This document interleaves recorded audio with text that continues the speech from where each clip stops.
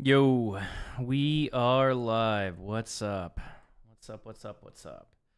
All right, so we are going to be diving into more Python with Boot.dev.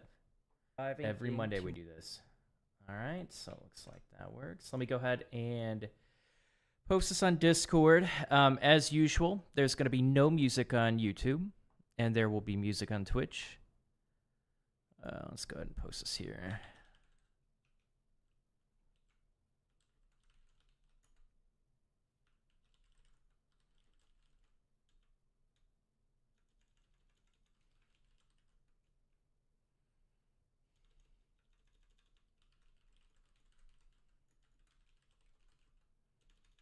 Python and Django today.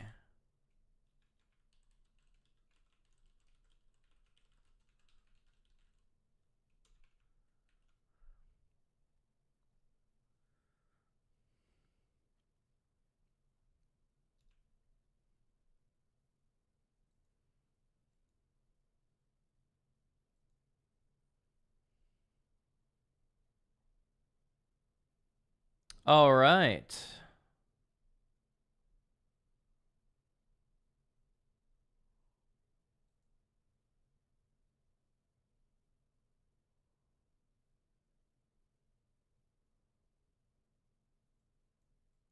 Uh,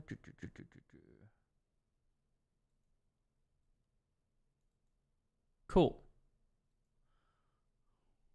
Okay. I was wondering why I was pinged in that channel.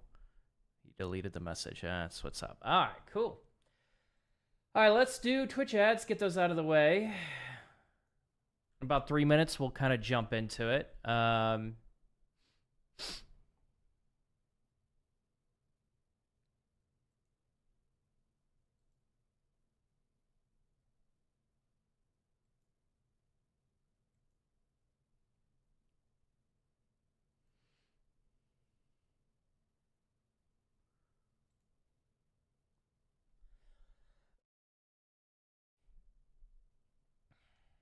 All right. Let's see. We are pure functions, and we are here. It's nice because I don't really have any out of sync audio issues or anything like that because it's all on one system. I love it. Oh, but I went into so many problems trying to get Battle.net games and Battle.net to load. Oh man. Like few times my screen went black and I screwed up the video drivers. And so I had to learn how to still access a system with no real display. I was able to get like some sort of command prompting where I could just have like a very basic bare bones version of my Linux to be able to mess with. And thankfully, I think it was still connected to the internet. So I was able to pull older drivers, or maybe they already existed. I don't know. But I feel like I almost bricked my system a few times. Getting games to play on Linux is not the easiest thing. And even Battle.net is kind of laggy. I think I might try World of Warcraft tonight to see if I could play it. I don't know, but we'll see. Might even do it on stream. Hopefully I don't screw anything up. But I think I got it all set up.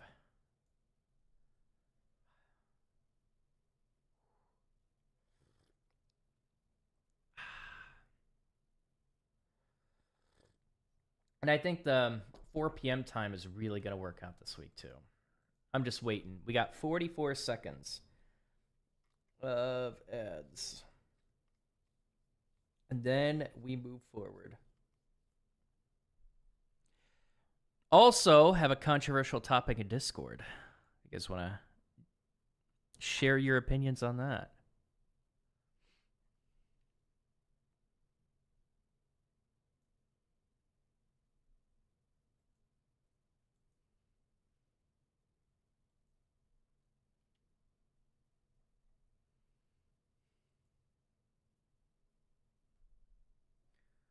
Six seconds. Five. What's up, Anon? How's it going? Happy Monday. All right, let's dive in. Ads are over. Memoization. At its core, memoization is just caching, storing a copy of. Result of. Here, let me switch over. The result of a computation so that we don't have to compute it again in the future. For example, take this simple function. A call to add 5, 7 will always evaluate to 12. So if you think about it, once we know that add 5 to 7 can be replaced with 12, we could just store the value 12 somewhere in memory so that we don't have to do the addition operation again in the future. Then, if we need to add 5 to 7 again, we can just look up the value 12 instead of doing a potentially expensive CPU operation. The slower, more complex the function, the more memoization can help speed things up. What's up, Professor Liam? How's it going? Happy Monday, chilling for a bit before I head out. Ooh, for wings. That sounds good. No, that sounds really good. Great dinner choice.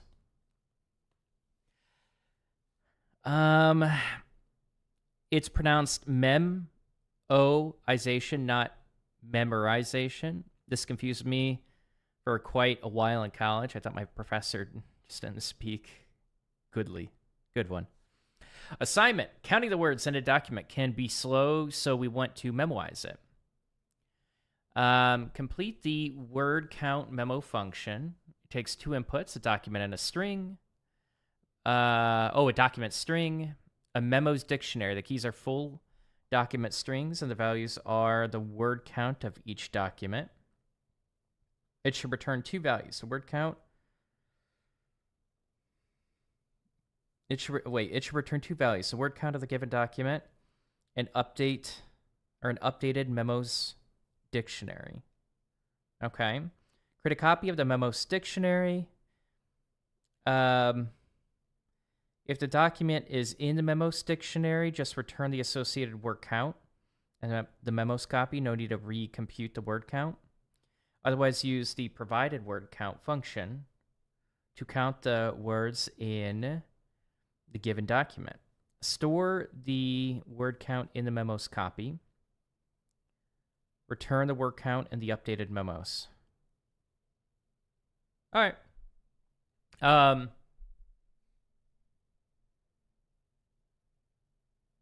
So no matter what, we copy it. Can we just do like...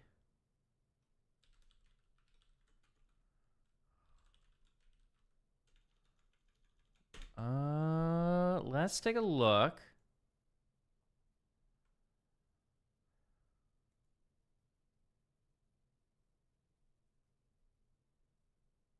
I don't even know why I look at the Python docs, honestly.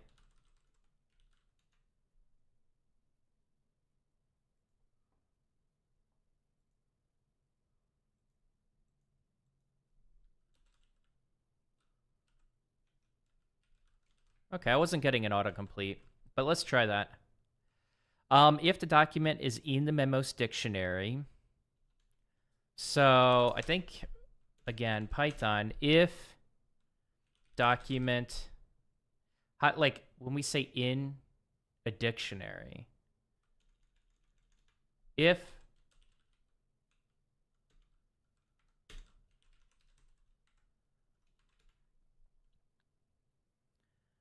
memos, just return the, okay, if return, and so what are we returning? You can return 2 values, so it's literally just a comma. All right. And the order is word count and then the memos dictionary. Okay.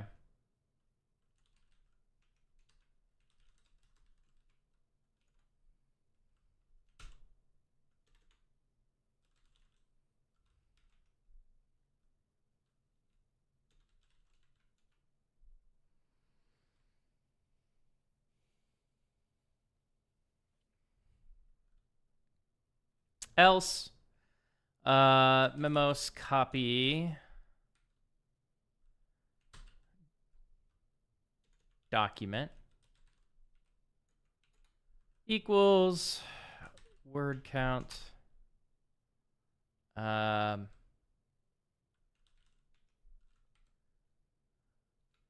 then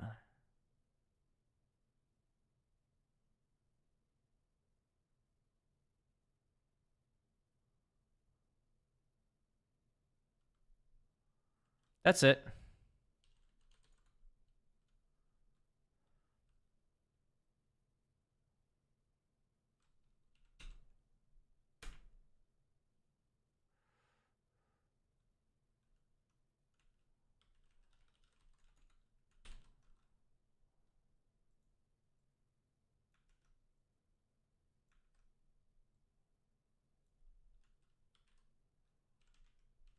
Oh, nope, that's not Python.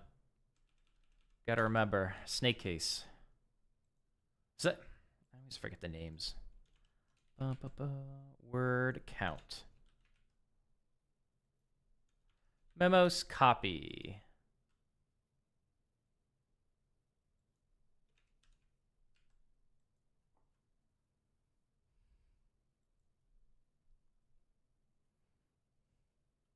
All right.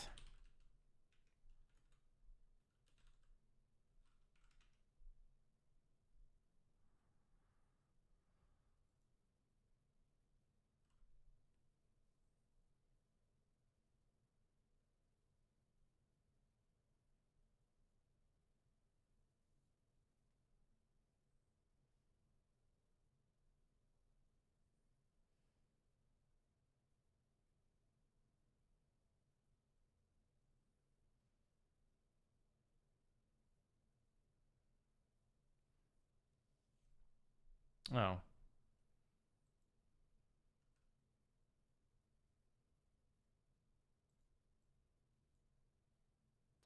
Um.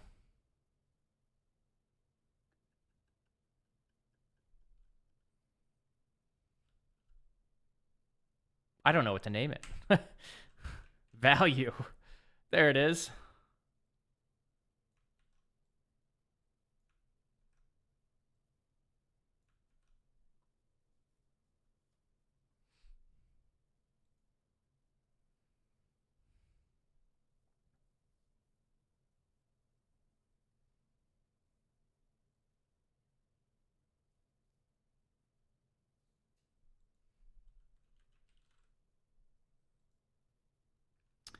So if memos copy document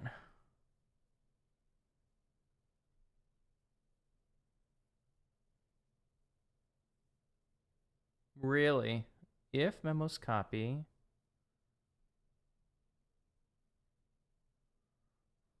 let me see if this is even working.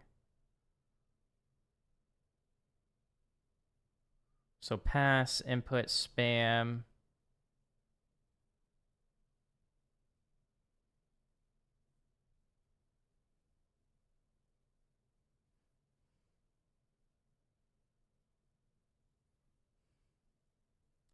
That can't be a key.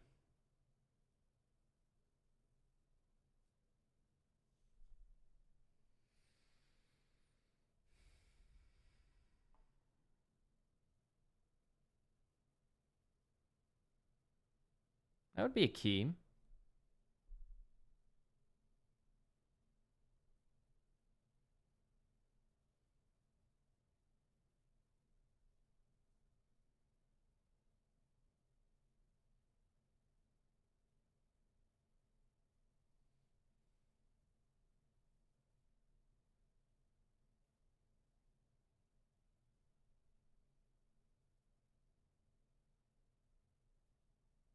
Why can't this be a key?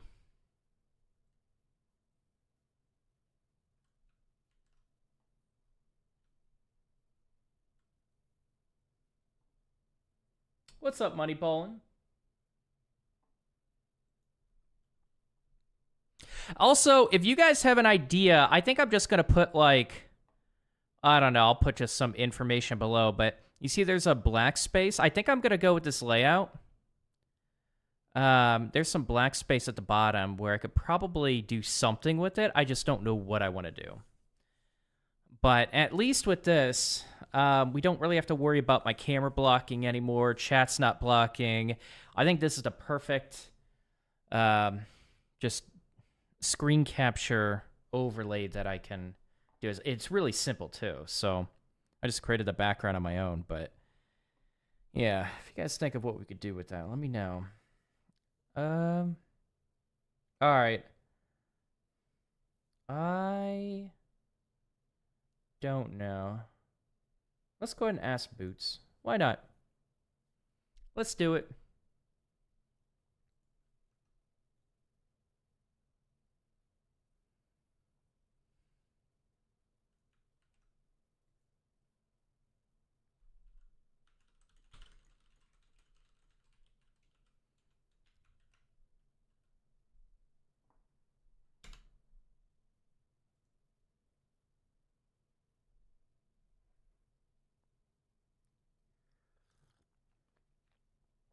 What? There was an...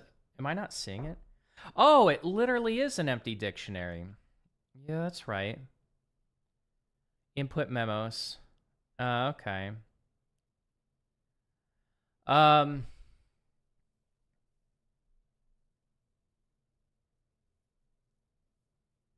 Okay.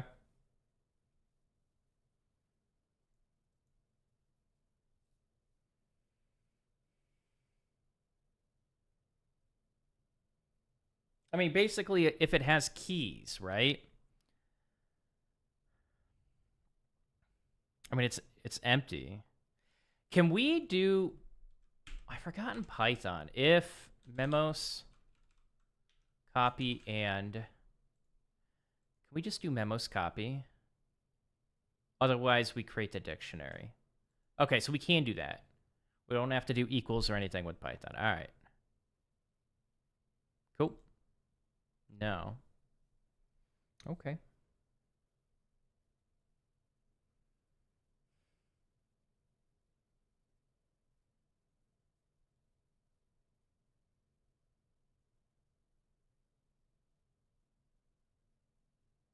It's not adding.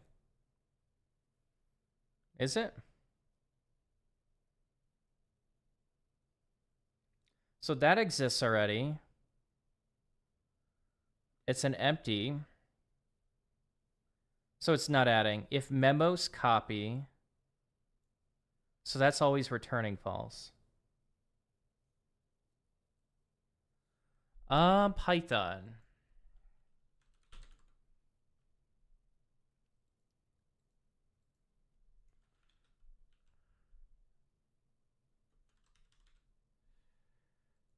Can we do something? Here, let me check. We'll talk to Boots a bit. If the key exists in the dictionary. Okay, so that checks for the key, not the value. That would make more sense. So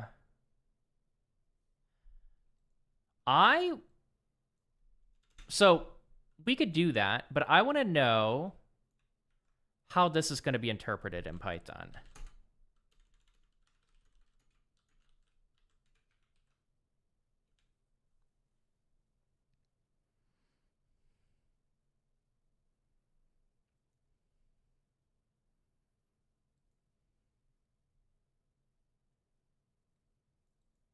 If memos copy is not empty, left side first and only if that's truthy does it. So even if your dictionary exists, is not none. Oh, that's right. We want to compare with none, not null. You'll still get a key error when it tries to evaluate.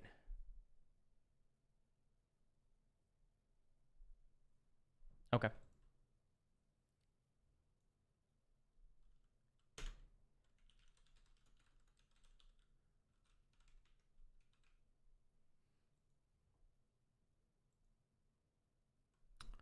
No.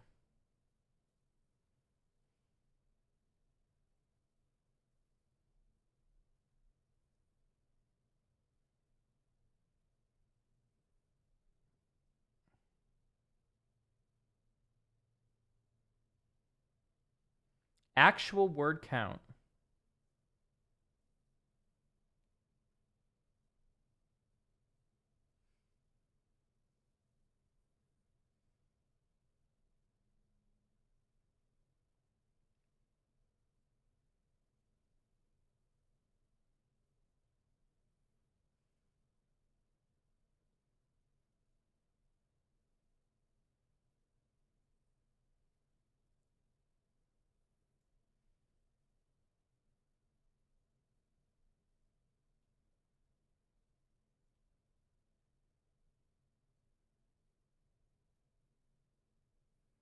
Why? I'm confused by this. This doc should incorrectly have 9,999 words to test that the memoization is working.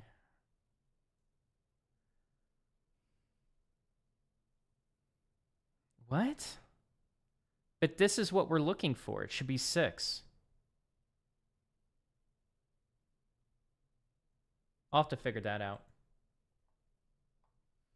What's up, Ram? How's it going? What's up, Kelsey? How you guys doing tonight?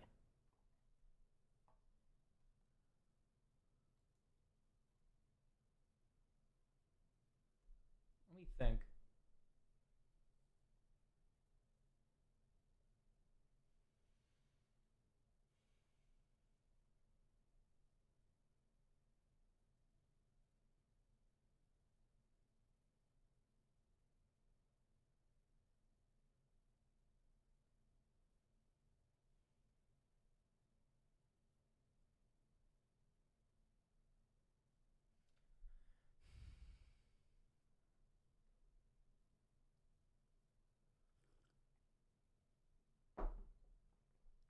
Let me check the input.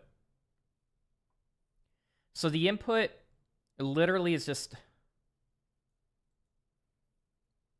these two.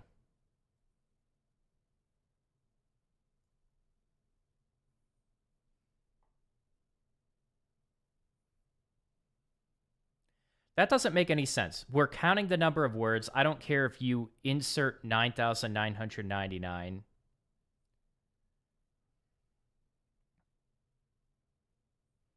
There should not be 9,999 words. I'm oh, well, wait, no, I'm a dummy. We're literally I got it. I'm a dummy. I see. If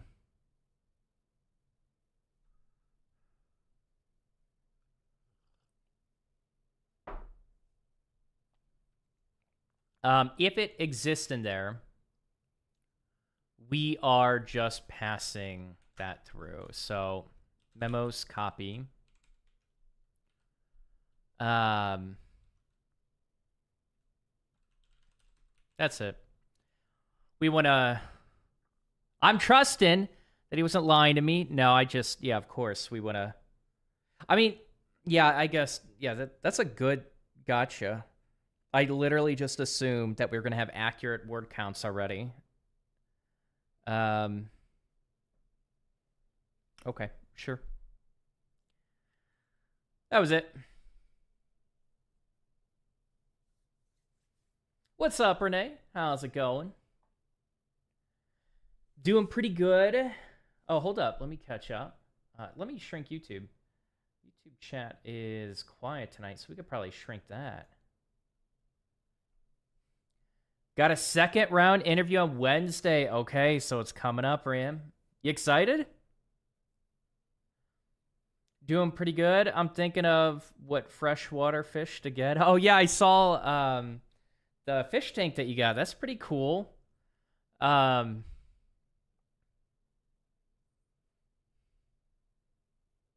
what should you get?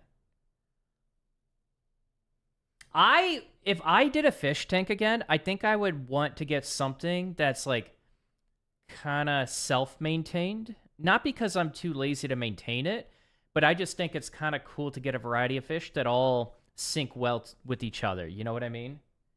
I think that'd be a neat project.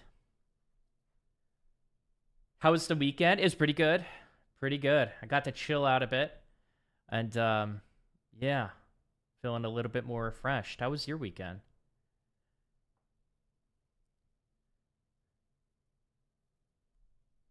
Shrink them to nothing. Shrink who? The fish? Yeah, I had jitters for the first round, but I'm stoked. Oh, that was for YouTube. Shrink them to nothing. Damn, YouTube not even representing to defend themselves. Had jitters for the first round, but I'm pretty stoked. That's good. And you probably, kind of warmed up to them, maybe. Second round might be a little bit better. But that's pretty cool. That's exciting, man. Oh, wait. Again, I keep forgetting to log into the proper account with YouTube.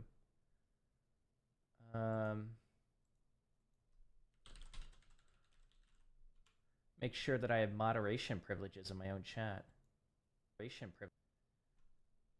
Let's pop out chat. You know what I'm gonna do? I'm gonna close the YouTube chat.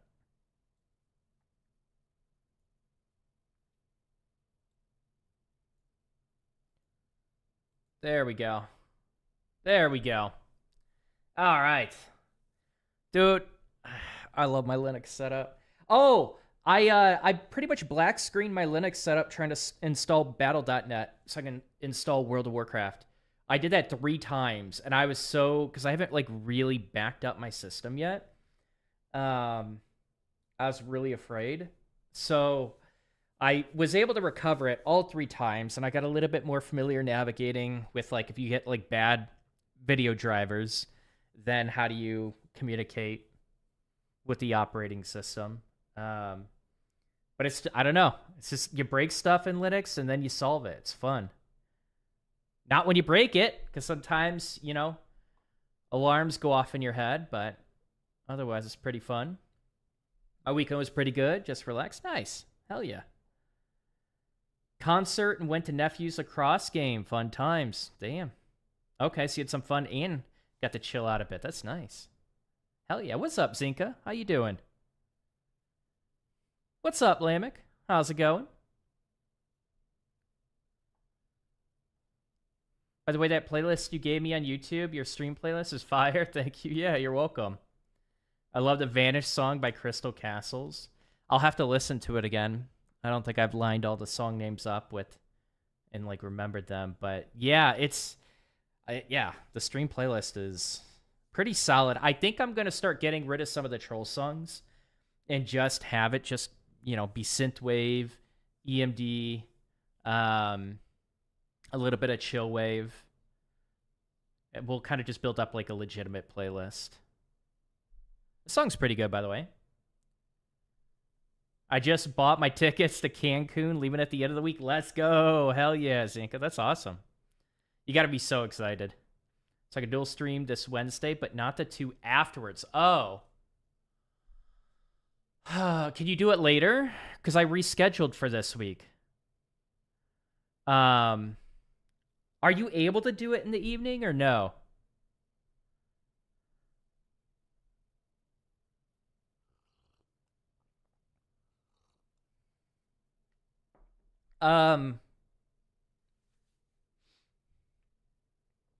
Okay. Gotcha. Let me think about it. Let me just think about it. I might still be able to do it. I'll probably know by tomorrow or something like that. But that's cool. But I'm actually kind of curious. Do you prefer doing like late afternoon or evenings or closer to afternoon? Like, if you had a preferred time that you could stream, like, what is your preferred time? No problem either way? Okay, cool. Sounds cool.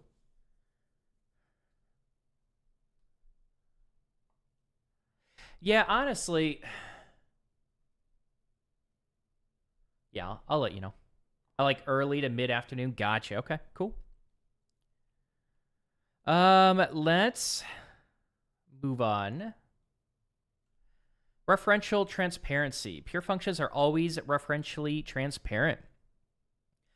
Referential transparency is a fancy way of saying that a function call can be replaced by its would-be return value. Because it's the same every time. Referential transparent functions can be safely memoized. For example, add 2 to 3 can be smartly replaced by the value of 5. The great thing about pure functions is that they can always be safely memoized. Impure functions can't be because they might do something in addition to returning a static value. I feel like I'm reading this and I'm just like kind of spacing it out. The great thing about pure functions is that they can always be safely memoized, and pure functions can't because they might do something in addition to returning a static value, or they might return different values given the same argument. So like it's kind of like representing something that you can cache, but we're not actually caching it. And so am I really learning Memoize? No. So should I always Memoize? No. Memoize is a trade-off between memory and speed. If your function is fast to execute, it's probably not worth memoizing because the amount of RAM your program will need to store the results will go way up. It's also a bunch of extra code to write, so you should only do it if you have good reason to. So this example before, like, is this literally memoization? We just create a copy of it? Like, what are we doing? Like, how does this represent memoization? Do you guys know? Walking doggos? All right, sounds good. Me, whenever I read anything. Yeah, I feel like the first half an hour or so, I'm kind of just like, I'll read it a few times. That's fine. If I have to read it again, I'm fine with that.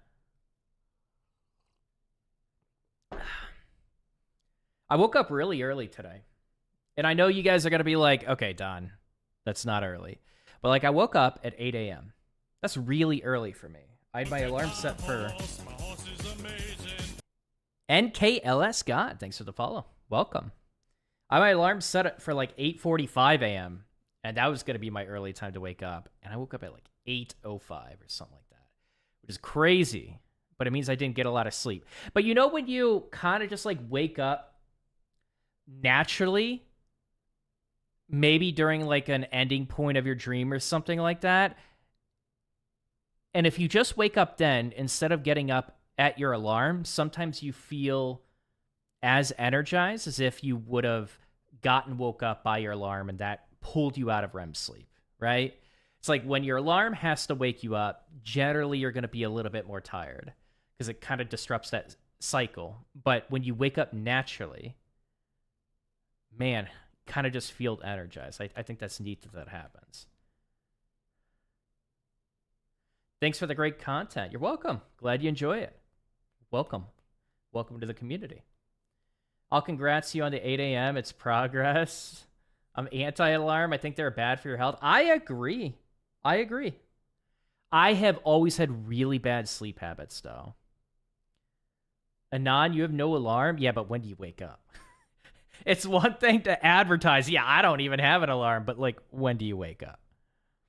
Alarms make me feel agitated in the mornings. Yeah, I don't. It feels like alarms do. I don't know. Yeah, they're just not as pleasant to wake up to, and you don't feel good afterwards. We wake up when we wake up, Don. Yeah, but like sometimes you have shit to do. It's not always. I mean, like, you know what I would like to try if I didn't have meetings or any schedule? What I would like to try is just like staying up for like 16, 18 hours and then crashing when I'm really tired and then waking up when I want to. And just naturally waking up. And I know I would not have a natural schedule because I have blackout curtains, so light wouldn't wake me up. It wouldn't decrease melatonin levels. But I kind of wanted to try that because I think that's kind of the frustration. It's like always trying to go to bed at a certain time, always trying to wake up at a certain time. What if you just didn't?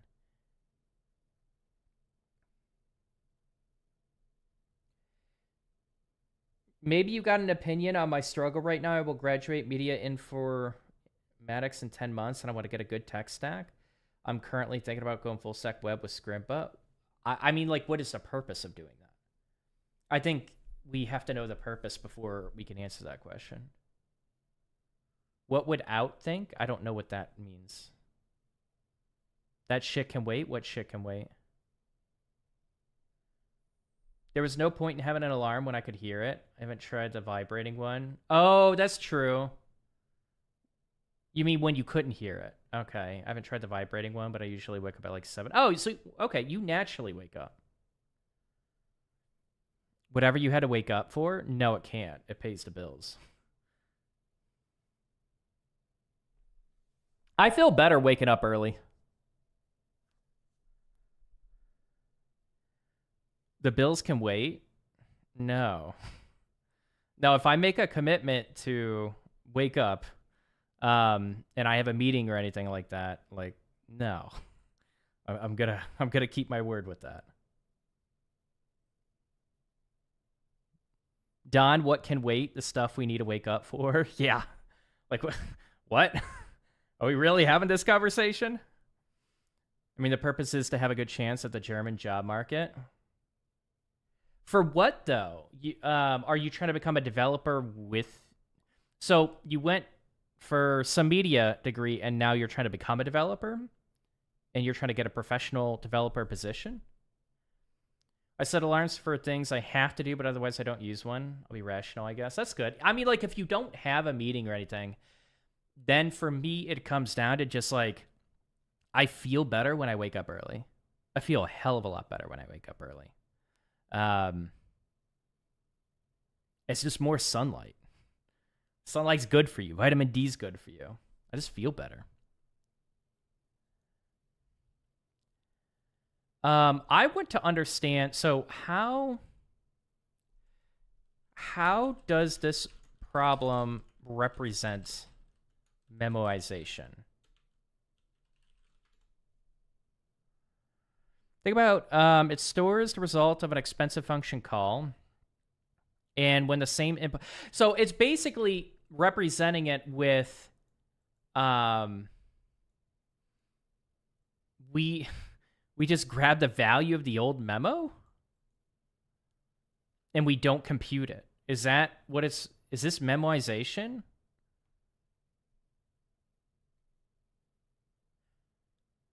We first check if we already counted the words. Okay. I guess is this like trying to kind of expose us to like a underlyings of how memoization works? I think that's what it's doing. Okay. I was just curious about that. Look at my horse is amazing. Thanks for the follow, WebDev Quest. I have a good body alarm. Like sometimes no matter how late I go to bed, I get up at the time I need to despite feeling tired. Really? Rest of the day. Okay. I don't do that. I do that for a little bit, but it won't last. Now, media informatics is half media, half computer science, basically more practical CS with UX and usability. Always the plan to get into development. Gotcha. Okay, so your goal, that's a very unusual degree to get to become a software engineer for sure. But it seems like maybe you want to focus a little bit more on kind of like UX and kind of get like a design savvy but front end position. That's my assumption.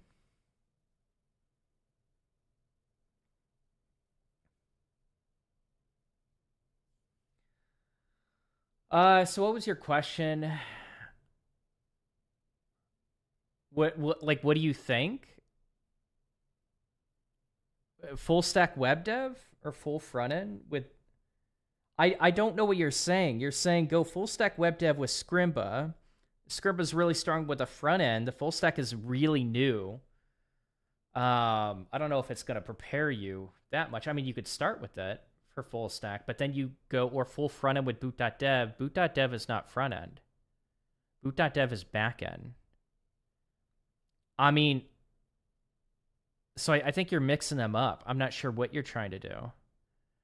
But what I would do is look at, like, you need to think about, like, do you want to work on the front end? Do you want to work on the back end? I think full stack is a little bit harder to get for your first entry level position, and you're definitely going to need to be specialized in the front end or back end. Like, if you're really trying to go for full stack, which is much harder to get, you're going to want to be strong at both. That's going to take a lot longer.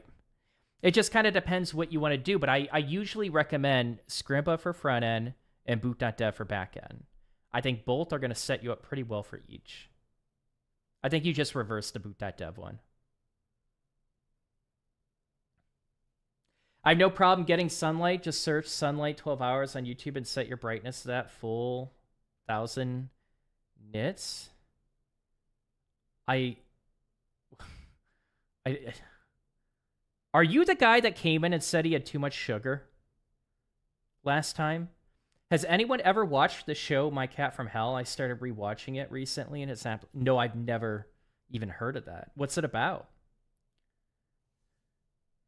feel like all cats are from hell. Mine can't stop looking at me and knocking stuff. Yeah, cats are little shits. For sure. Cats are definitely little shits. Dirtbags.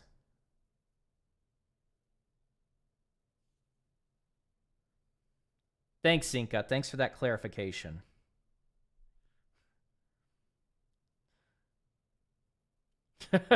That's actually a pretty cool emote. It's just like the dog whisper, but the cat version.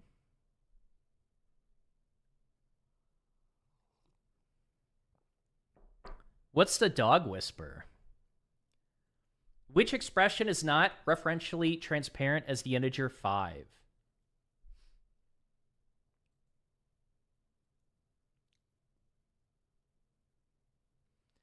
Memoization trades blank for better. Okay, so trades speed for better memory usage. No? Oh, yeah, trades memory usage for better speed. So it doesn't have to calculate. Yes. Oh, I forgot to do the chest. I'm not going to do the 1,000. There's no way. The dog whisper is so good. Is that a real thing? Wait.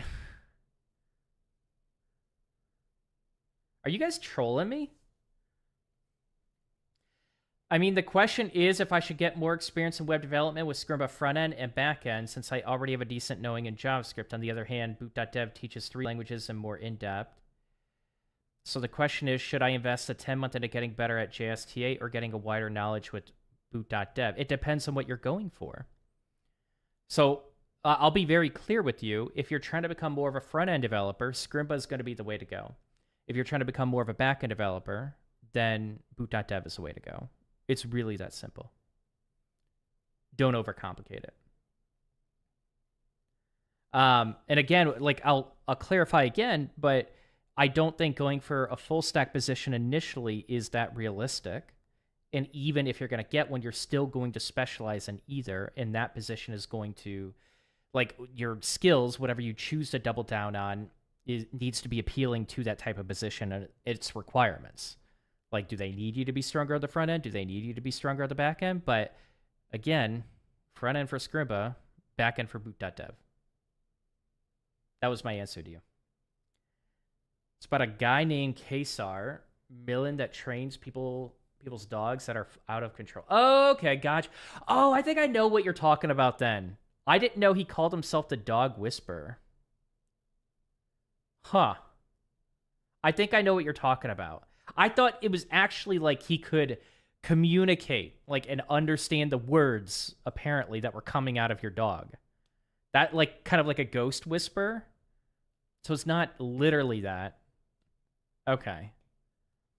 That sounds more real. Watch it. This dude bullies dogs into being behaved. It's great. I'm pretty sure I know what you're talking about, and that is a pretty good show. I've seen, like, I feel like I've just tapped into certain episodes, but it looked pretty good. South Park episode on it is great too. I gotta catch up. You know what I kind of want to do? I kind of just want to start South Park from the beginning and start watching it. Because I feel like I was always a Family Guy person, and I just missed out on so many South Park episodes. I like Backend way more, but on the other side, I don't really want to learn C. It's just a course with C, NK. Yeah, it's just a single course. And I think it's just to expose you, like, what actually happens under the hood of your abstractions, of your higher level languages. So if you're going, like, especially if you're trying to become a backend software engineer, like, you shouldn't have a reservation for learning a new programming language. I would argue that's more of kind of like, I think you need to humble yourself with that and learn whatever the hell you need to learn. It's like, you do it anyways. I don't think you should have a good enough reason to learn it or not learn it, especially if you're going to be on the back end. I think you should be pretty open-minded with stuff like that if you really want to dive deeper into the back end. Full stack right off the bat is a bad idea. I tried it and failed miserably. Pick one and get good at it first and just branch out. It's tough. It's really tough. Most full stack positions are hiring experienced developers, and a lot of people in full stack positions, a lot of them got laid off. A lot of them got laid off. It is tough. And doesn't mean you can't get a full stack position. It doesn't mean there aren't junior full stack positions. They're just a lot rarer. And usually you're going to get more support when you have front-end focused positions and back-end focused positions. Those are usually company, like there have been good mentorship conventions in programs to focus on front-end, to focus on back-end. And when you try to hire someone that's brand new full stack, it can kind of just be a shit ton of stuff you need to know. And hopefully you have another software engineer that has enough availability to be able to mentor on the stuff that you're doing. But generally, people want people that are hired into full stack positions to be very resourceful from the get-go. Zane Dev, thanks for the follow. Welcome. Definitely feel full stack is a bit too much work. It's a lot. It's a lot. You're not like most people that are getting full stack positions. They're not just going through some like MERN stack tutorials. They're not just going through some next course. That's most of those people are not getting full stack positions, not real ones, and they're not maintaining them. Full stack involves a lot more than what's been sold to a lot of people. It's tough.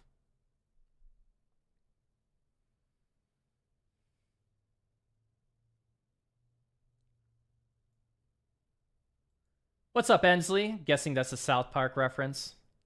What was it, Mr. Hanky? That's what his name was, right? I'll have to say I never watched South Park. Well, you have more brain cells than the rest of us. Learn Java? Nah, it depends. I think you need some relevance. I don't think blankly telling someone to learn a certain programming language helps anyone.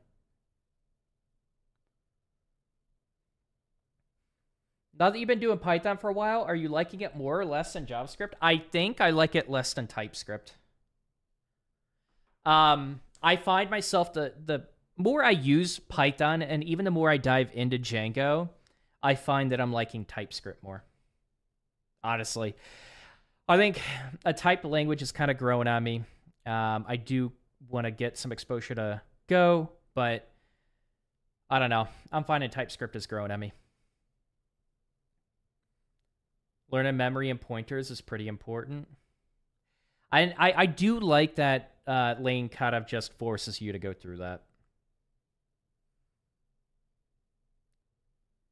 Learn JVM languages is always a good investment. Java is not going anywhere in the near future. If you want to go the Java route, there's different routes.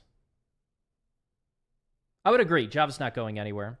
But I think just saying learn this one language, like, and giving a blank check for that, I don't think it's good advice. I think you need to figure out like what you want to build, what kind of companies you want to apply to, where you want to work. Just learn this language just because. It's just not like the conversation needs to be more nuanced. Like you get that kind of bullshit on Twitter and Reddit, and you just get kind of just this, I just call it brain rot, where there's no nuance in the conversation and it's just useless for people. I feel like in Twitch, we can kind of level up our conversation a bit. When does the Boot.dev parts start with the backend stuff? It's all backend. That's what I told you. What do you mean start with? It's literally all backend. I said that like 3 times. It's backend. Okay, I'm going to go now. Have a good stream. Talk to you later. All right, take care, Anon. Have a good one.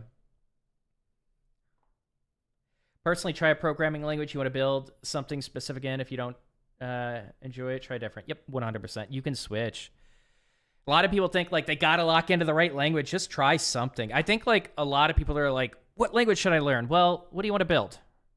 And if you haven't even thought about that, then I think that's a big question to answer.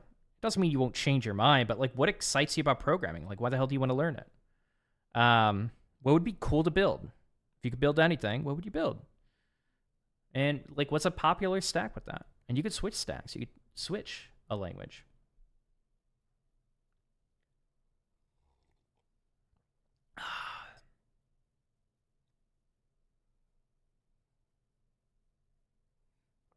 Regarding Python and TypeScript, you may try type hints in Python.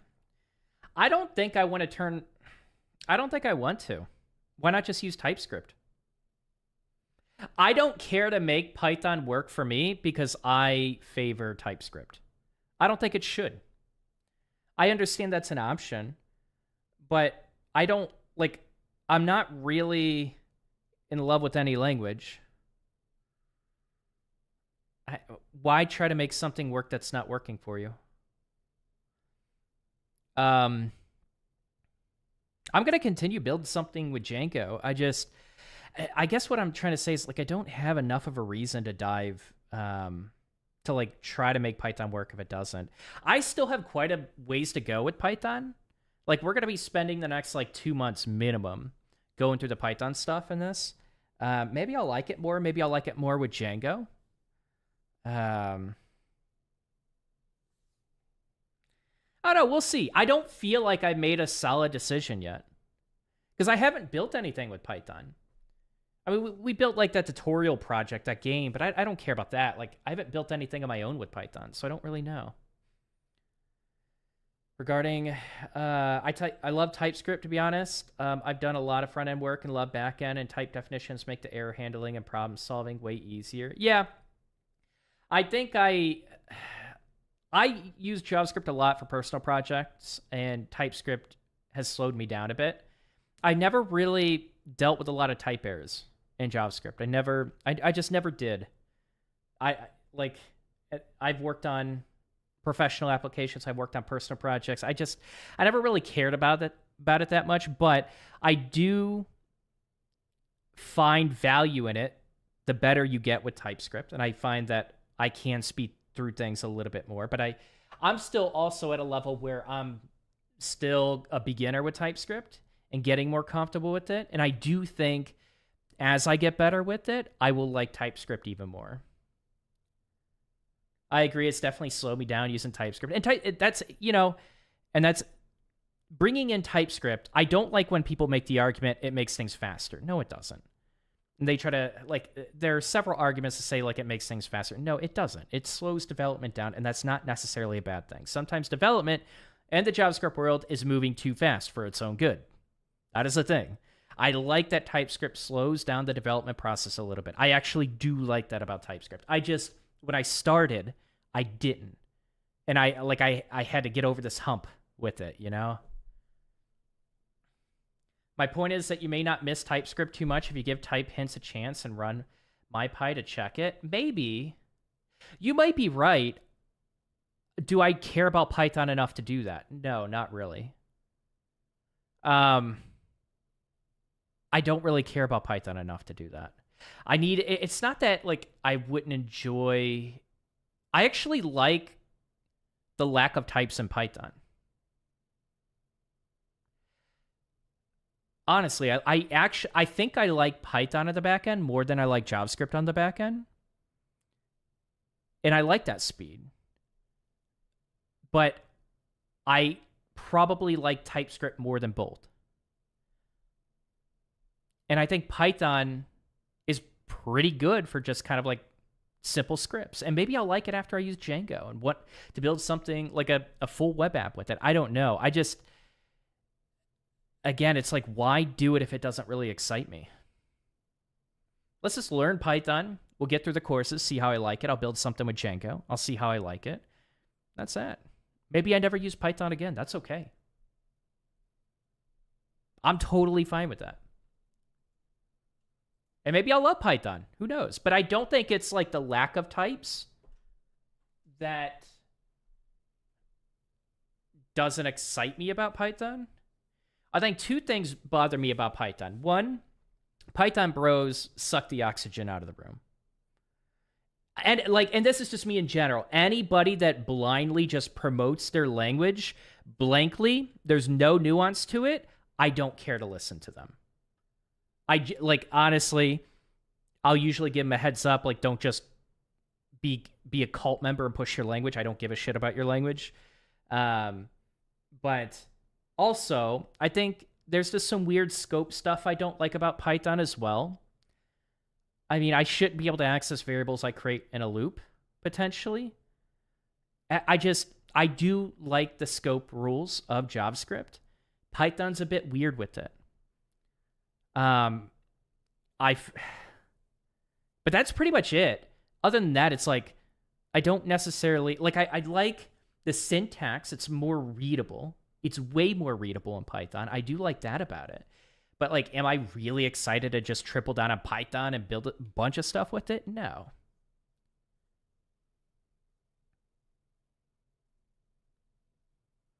Yeah, it doesn't hurt to try it, move on. Yeah, exactly. Depends on the scale size of the project you're building. If it's a large size, it makes things down the line easier and more consistent to contribute to, knowing a data set's expected value types. I agree with you. No, I agree with you, and that's a strength of TypeScript. 100% agree with you. But programming also comes down to personal preference. Yes, that's a big thing that people, yeah, like, it's a big thing people just toss out the window. It's like people coming in saying, like, no, you can't, you shouldn't build anything with Node. JavaScript shouldn't be on the back end. It's like, of course it could be on the back end. Shut the fuck up. Of course it can. A lot of it is just personal preference. A lot of it is. And you gotta, that's why I'm kind of excited to jump into different languages and see what I like. But yeah, no, I get what you're saying about TypeScript. Understand a build with over something like Ruby on Rails or PHP. I started with PHP long time ago. I thought I was going to be a PHP developer. Long ass time ago. Then I started leaning more towards the front end. The only reason I was mainly a front end developer professionally. The only reason I started with PHP and tried to double down on it was because I didn't like CSS. And then I got good with CSS. And then it got fun again. Not again, but it got really fun. I like working with CSS. Same, programming is so nuanced and diverse. I don't marry myself to one language. Yeah, exactly. And I feel like tutorials, you get like different cultures. And you get different things that are kind of mentioned, like programming fundamentals that are mentioned in a different way that help you understand software engineering in a different way when it's taught in a different language, because each language and its stack has their own culture and they have their own focus on things and how to do things, their paradigm, their way of doing things. And I think that's pretty cool. So even if I like don't marry the language, I could still probably learn something new from getting into that ecosystem a little bit. I built complicated payment solutions that process millions of pounds a month using TypeScript and microservices for AWS. Cool. Yeah, I don't know if you're like trying to sell me on TypeScript or what. Like I said, I agree with the TypeScript thing. I'm not sure if you're talking to me or the person that suggested Python, or I have no idea. But yeah, TypeScript's fine. It's rebuilt with Go. It's faster. Yeah, I'm totally fine with TypeScript.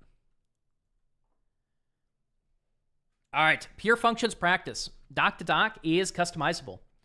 New commands can be configured to use whichever function suits the user. However, the new commands are causing bugs in other parts of the application by mutating global values and other unintended side effects. So fix the following issues to make the functions pure. Add custom command is mutating an input. How dare you? Okay. Add format is mutating an input. Okay, and add line, okay, has a side effect, printing the standard out, returning no real value. We have commands. New command equals function. What? Add custom command is mutating an input. Oh, the input directly. Gotcha. Okay. Add custom commands.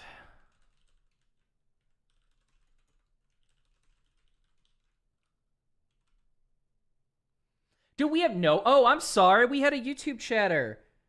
The man 30. Sorry, you were the only chat message. I totally ditched YouTube. Does Scrimba go deep enough on JS and React? Yes, but yes, with React for sure.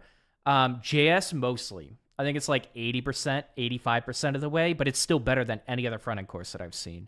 Like I haven't seen any front end course go deep enough. I'm not. Never mind.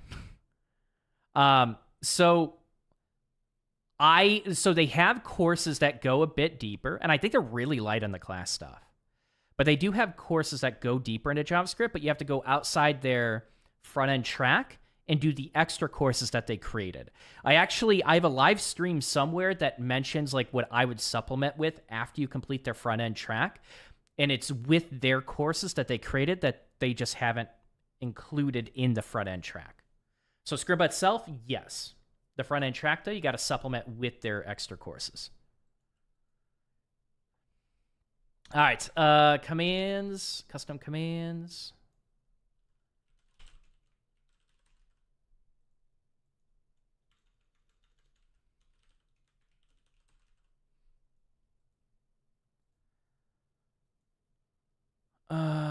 Add formats. So we can do this on arrays, can we not? I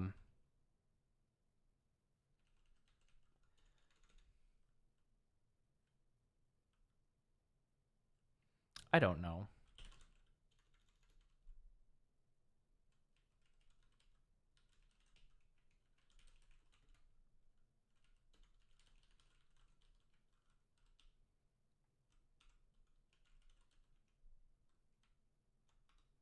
I gotta start using my hotkeys a little bit more often.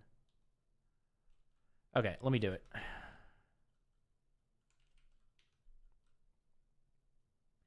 Save document. Right.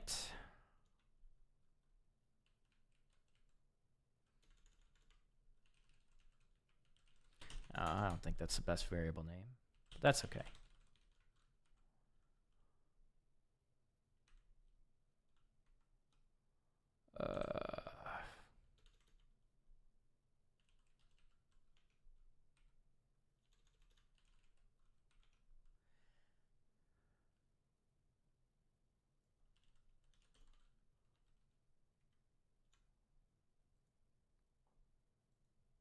All right, cool. One left.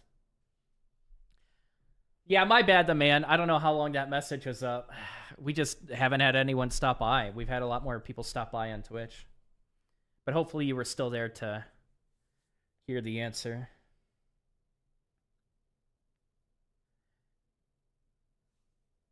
What's up, Squash Plant? Not for AWS, using AWS as a services platform. Sorry. Yeah, I think you said that correctly. I didn't perceive it as you worked at AWS or Amazon.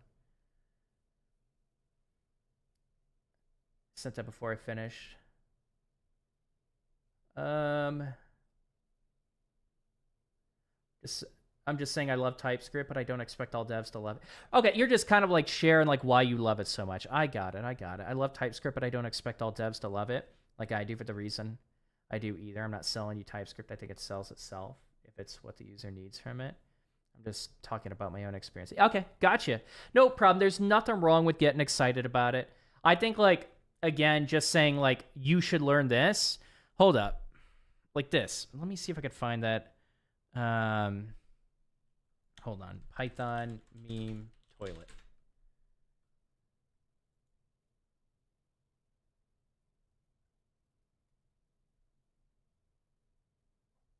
Ah, crap. Okay, I'm going to say the words because...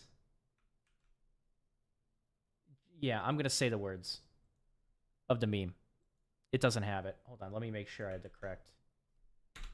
Yeah. Okay. Whatever, we're just going to do this. Like this. Where was it? Wait, hold up. It popped up in the search before. I'm not just looking up toilets, I promise. Where the fuck is it? Hold on. That is not the link I... Hold. Wait.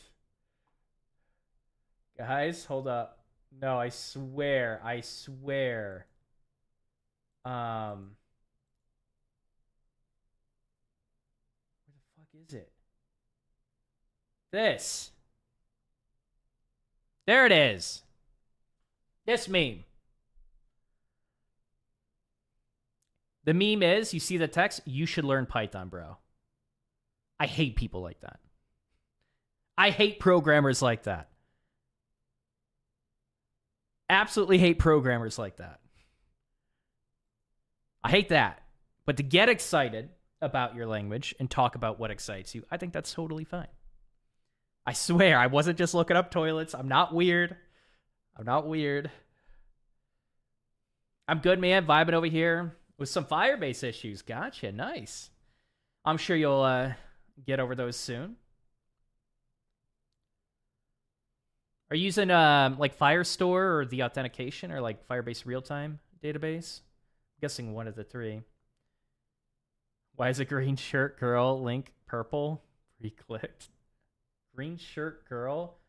What? There was no... Dude, there was no... I swear, there was no image that I clicked on. What do you mean green... No! Oh! I see it on my other... No, it wasn't pre-click. Get the fuck out of here. What the hell? That's so nasty. That's so nasty. Oh, as soon as you said that, I actually had the image on my right. I'm just closing this. What the fuck? And I know exactly what picture you're talking about. Ah, Firestore and Odd. Nice. It wasn't. No, it wasn't.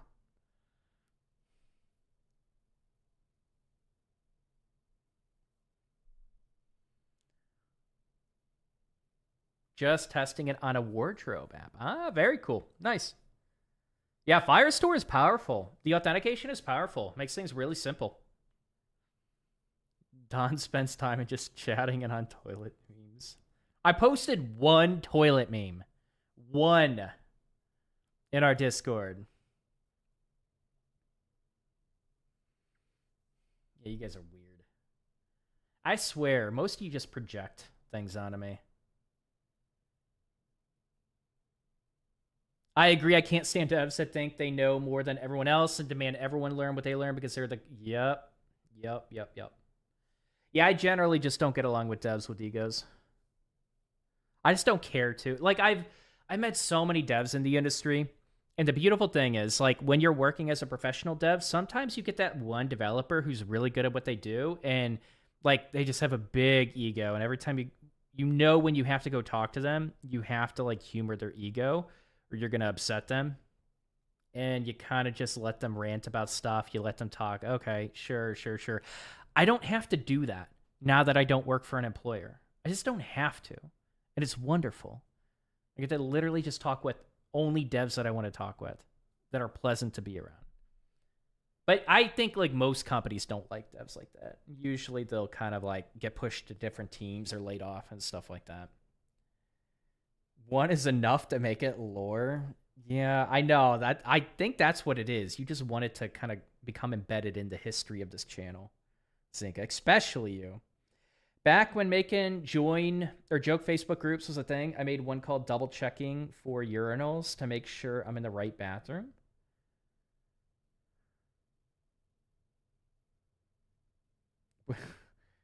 Okay, is that just something you wanted to share? Double checking for urinals to make sure I'm in the right bathroom.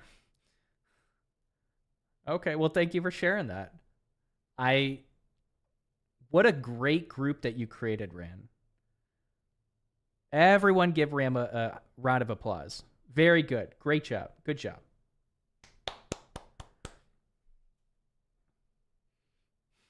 Ran knows the important stuff that needs to be addressed. The smartest guy on my team is so shy and quiet, and I want to pick his brain so badly. I just don't know how to do it without making him uncomfortable yet. Yeah, just kind of like let him warm up to you. You know, with shy people, I think a lot of shy people, as long as you're not annoying, I think a lot of shy people appreciate when other people who are more confident take initiative, like socially. I feel like, especially when I was more shy, I did appreciate that more. Would you guys say that's true or not? I don't know if we have any like really shy people here. I'm not just talking about like a random person off the street coming up to you, but like someone you work with, you know? You open all convos with that fact. That's good. You should never feel uncomfortable asking any dev a question relating to the stack they work on. As devs, we should share the knowledge and praise everyone for wanting to learn and develop their skill set.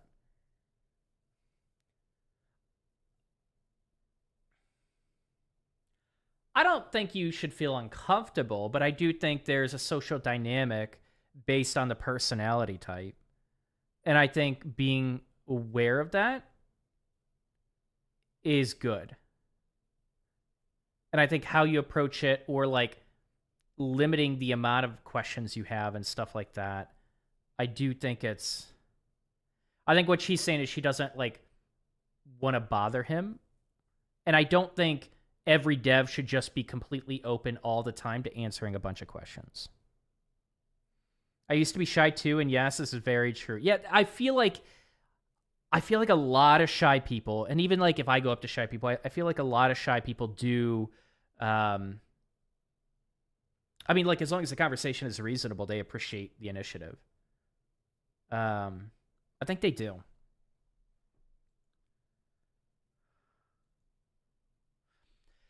Pure functions practice. Date times are infamously a pain in the neck for programming. The least of the list of problems are the order of the year.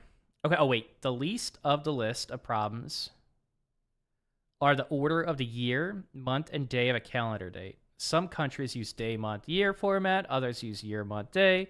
Some insane countries use month, day, year because they want everyone else to be miserable.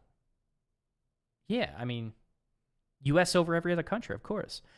Fix the sort dates function. It takes an input list of dates in month, day, year format and returns a list of dates sorted in ascending order. And I'm guessing we're going to get well, so if we have that format, I'm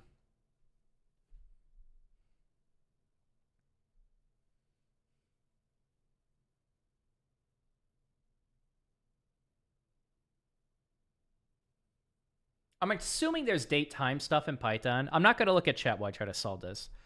But I'm assuming there's date time stuff in Python. I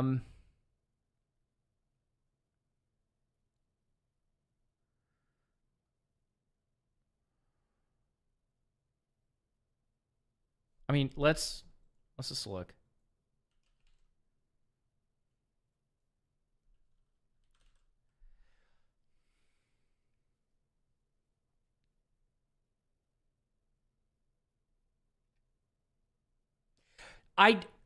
Maybe there isn't. I'm not going to pull in a datetime library, but what we could do is just compare the year, then the day, then the month, then the day, and that's the order I would go in. But let me just check Python datetime.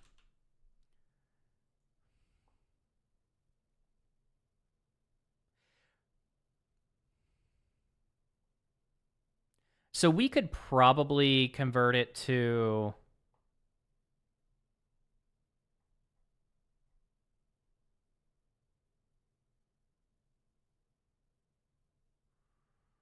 Yeah, I think I just convert it to like UTC and then sort it that way. But I kind of want to just do this. So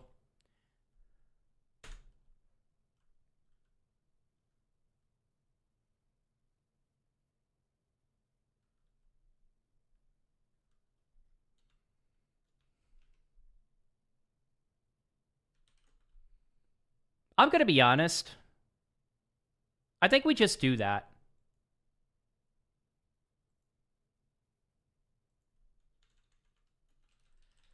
We're just trying to learn pure functions. I don't really care about the logic of it. Let's just do that.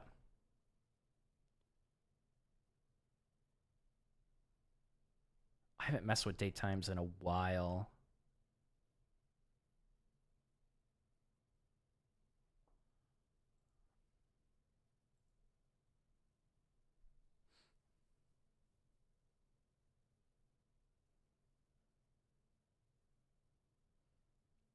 I think it'd actually be a good experience using this.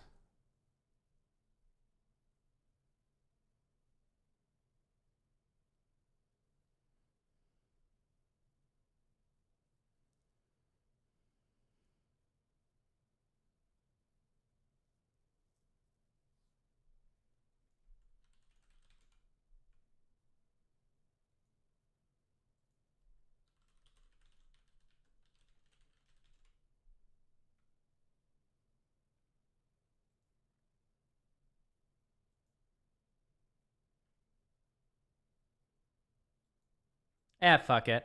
We haven't learned it. I'll check out the solution to see if he did that. I think the goal probably is going to be... Oh, no, I didn't mean to do that. Well, actually, I already know what I'm going to do, so might work better here than the sort. Create some function to transform the dates to more easily compare them with a sorted function.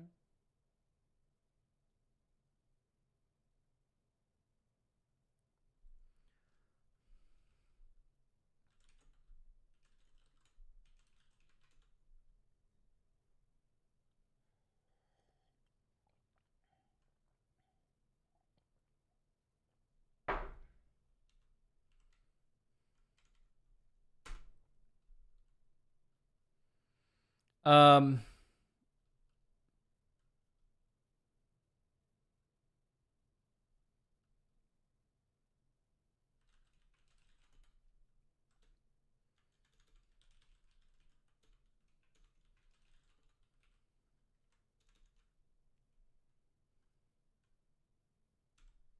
Actually,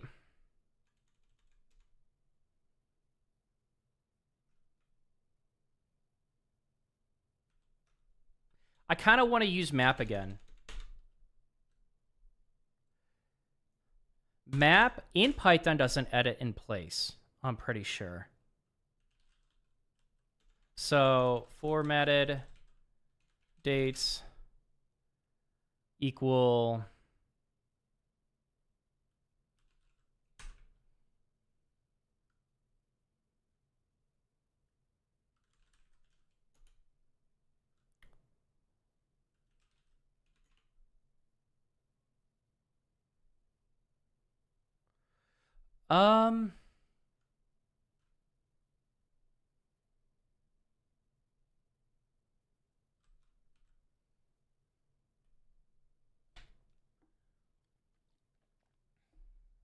I guess we could break it up. Practice functions. So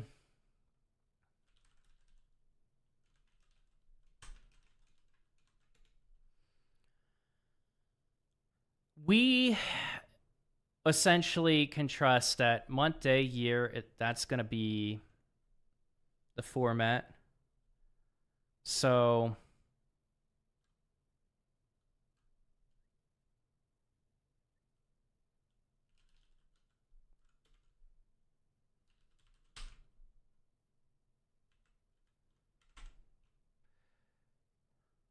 yeah, I think we could do that. Let's see.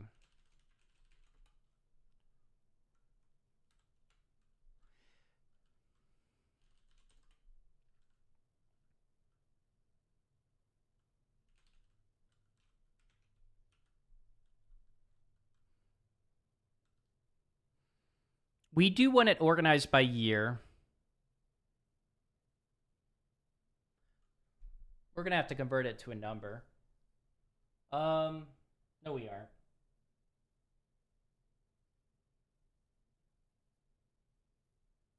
Like, sort, my assumption is that sort is going to be fine with this string. That's my assumption.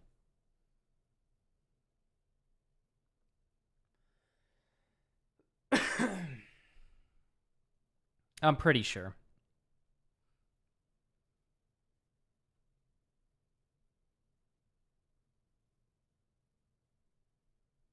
Okay.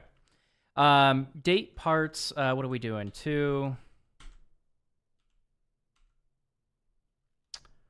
Wait, what are we doing? Date parts. We can't sort it.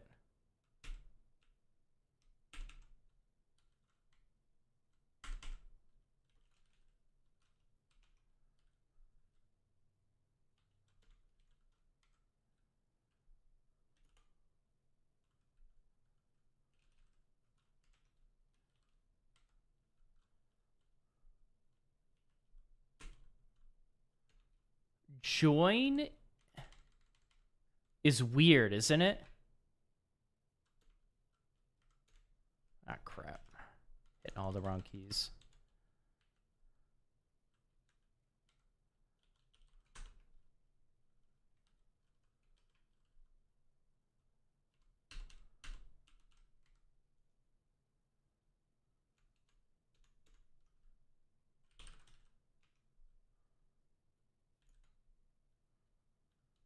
Um,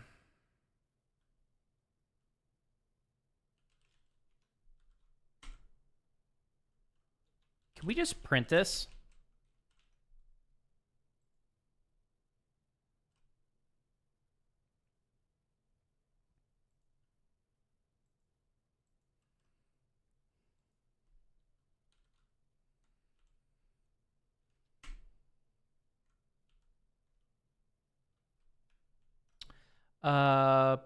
Print.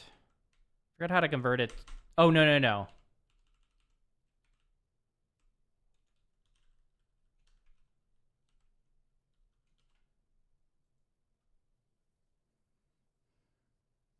All right, cool. That's not gonna work. Because we're gonna have to convert the like it. That's so stupid. It can work, but we're gonna have to convert it back, and that's obnoxious.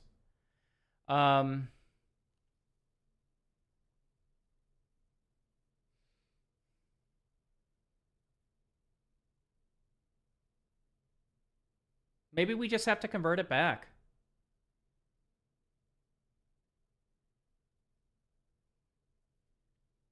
Let me look at.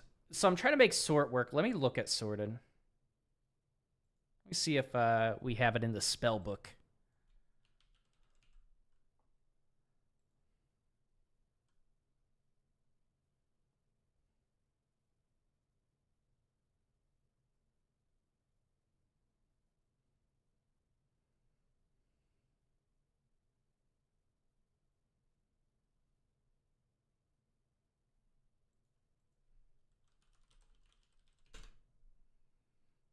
I also don't like the Python docs.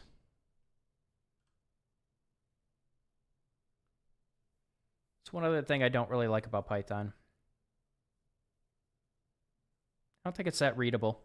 I want more examples.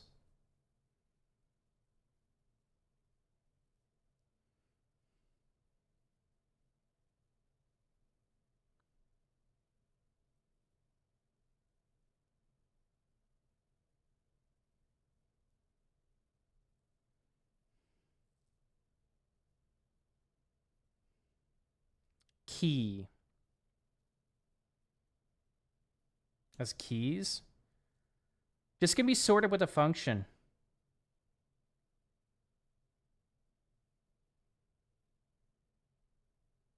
Oh, wait.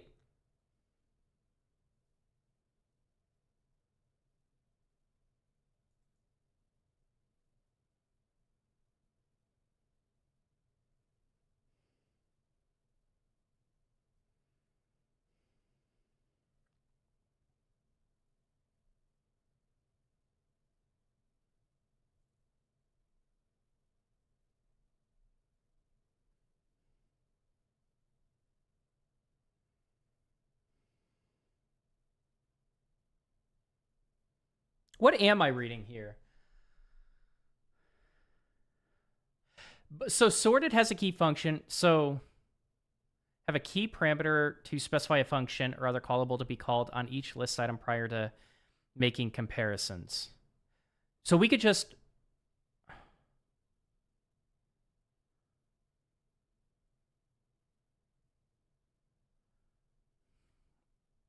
Can I just do this in JavaScript? I feel like this is one of those things where just I can memorize the syntax.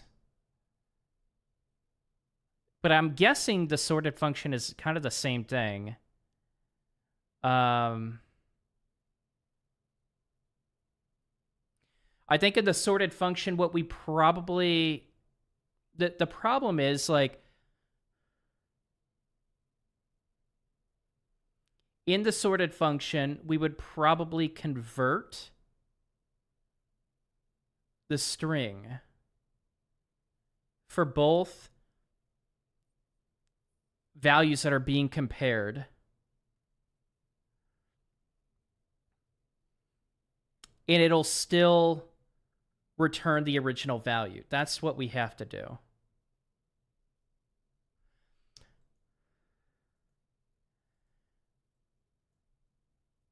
So I think the convert date is still good. But I think what we're going to need to do...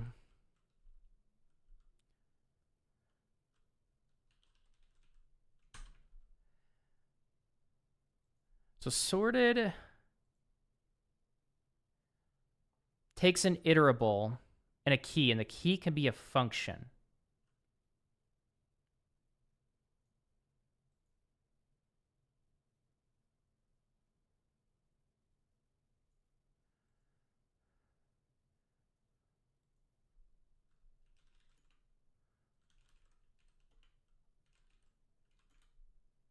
I'm wondering if I could do something like this.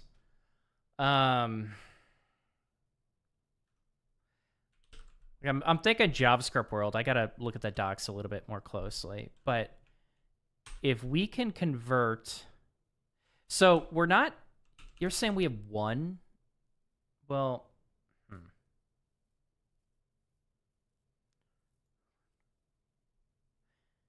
we sort it with a method?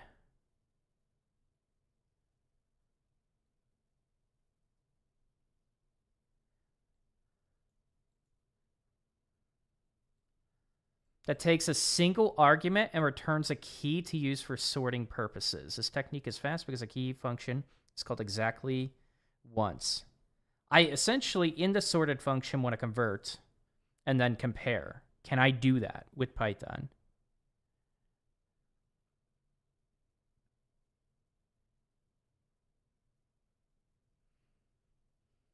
Allows multiple levels of sorting? No, we're not doing that. I think the key thing is not what I'm looking for.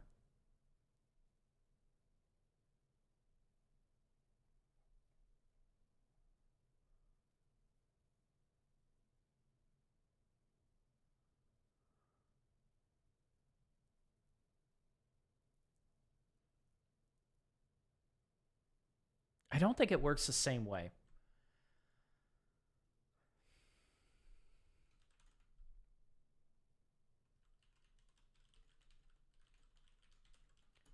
My assumption for this problem is to use sorted, which I assume in Python, whatever we return ends up influencing the sort order of two values.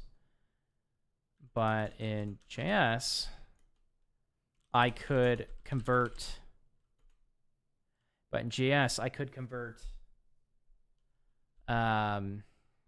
each value being compared to a different string and have them prepared or compared.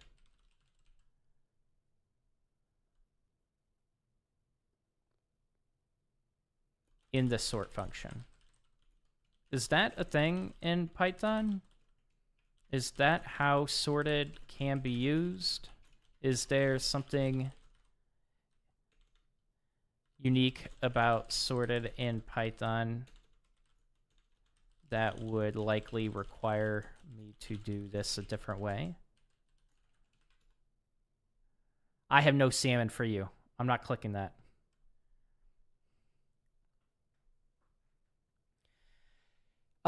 Sorted takes an optional parameter called key, which is a function that gets applied to each element before comparison. Oh!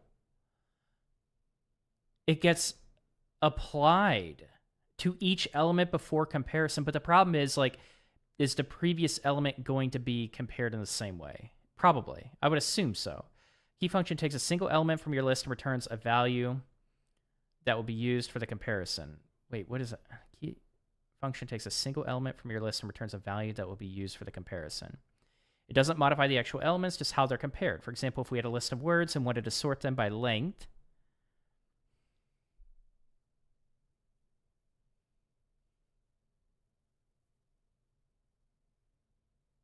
okay, yeah, no, key. Okay. And it literally is key equals. It's a, what do you call it? Like a named function? Name parameter? Okay, so key could just be convert date.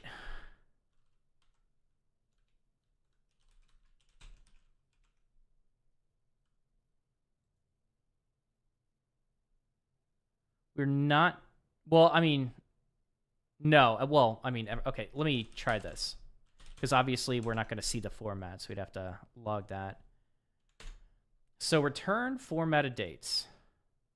Oh, that's convenient. Interesting. So you can have a key that just manipulates the value. Like every single value is manipulated by that. I would say it feels like in JavaScript it's a little bit more custom. But so it converts it. That's neat. Yeah, that's convenient. All right, cool. I like it. I do like that about Python. Like every time I'm trying to write a solution, I feel like it ends up being a lot simple. Well, like less syntax than in JavaScript. That is one thing I like about Python. We'll take a look at this in a second. All right, let me catch up.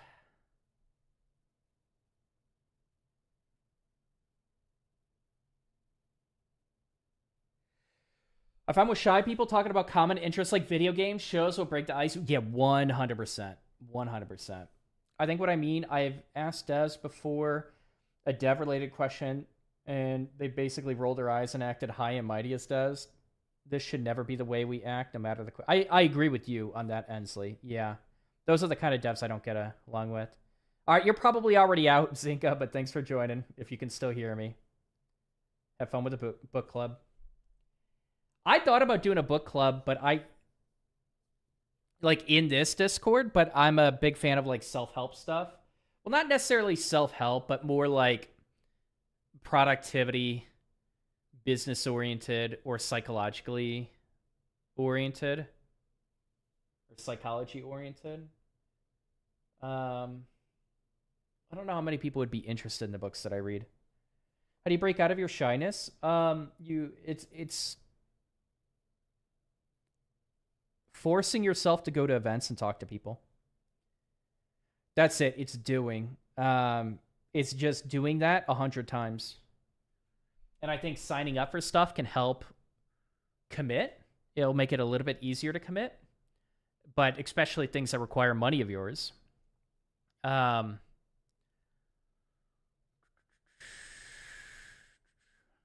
Yeah, I think just going to social events, no matter how uncomfortable it feels, and doing that a few times is really good. And then the next few times, like, make it a point to talk to people and just like say hi to people. Start with that. But I think it also really helps to go to events where like you care about the topic and you can relate. Because I think a lot of people question, like, can I relate to this person? What do I say? A lot of people are so... Here's the thing. A lot of people are so scared that they're going to look stupid. 99% of the time, you look way dumber than you think you look. No, I said that wrong. 99% of the time, you don't look nearly as dumb as you thought you did. I definitely reversed that. And it's all in your head. Those people have so many problems and events and stuff in their own life to worry about, even after the meetup. Like, they're probably going to forget you unless, you know... Like, they're not going to forget you, but, like, you just aren't a priority. So even if you slip up, it's not a big deal. I think a lot of people respect others that take initiative because I feel like most people are kind of socially shy to some extent. And I think it's respectful when someone is clearly going out of their shell to do something they're uncomfortable with, because that's like taking that initiative, especially when you're uncomfortable, is brave. And I think people respect that. But a lot of people, like, I don't know, they just appreciate people coming up to them. Because not a lot of people do that. Most people don't approach others in life. And so it's something new. It's something that you can be respected over. So it's like, I don't know. What I'm trying to say is, like, a lot of this is in your own head, and you just got to do it a bunch of times. Then you're going to realize it's not a big deal, because it's also not a big deal to them. And you're just in your own head.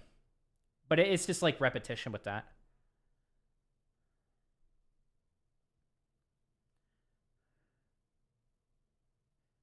Exposure therapy is definitely helpful. Yeah, that's what it is. That's what exposure therapy is.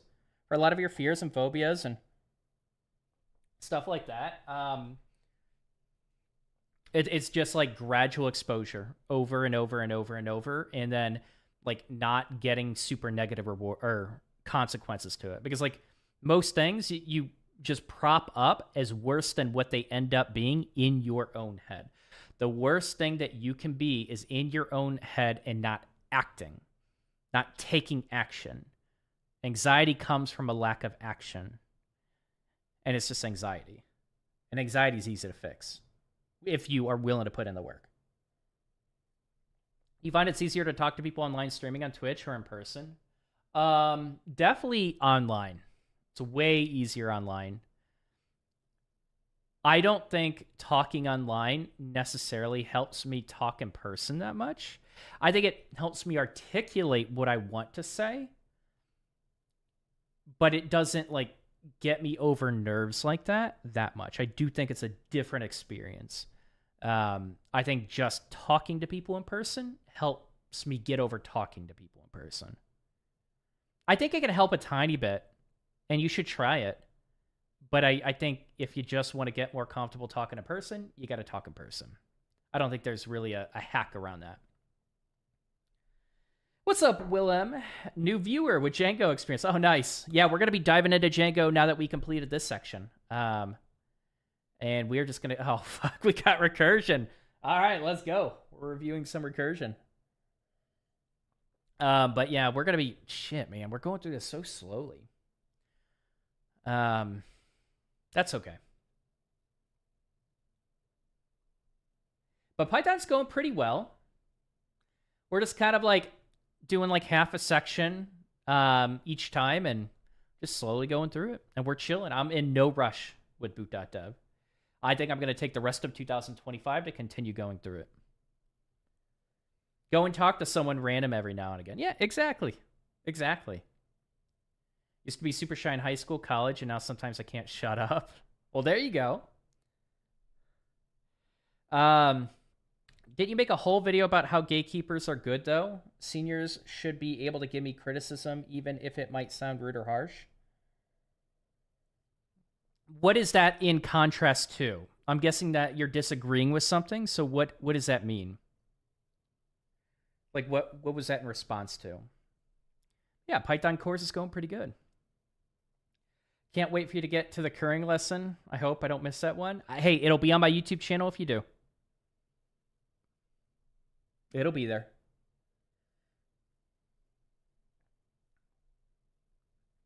I've lived my entire life using my brain scripts from conversations I previously had, thinking there are sensible responses. Sadly, it's not natural for me.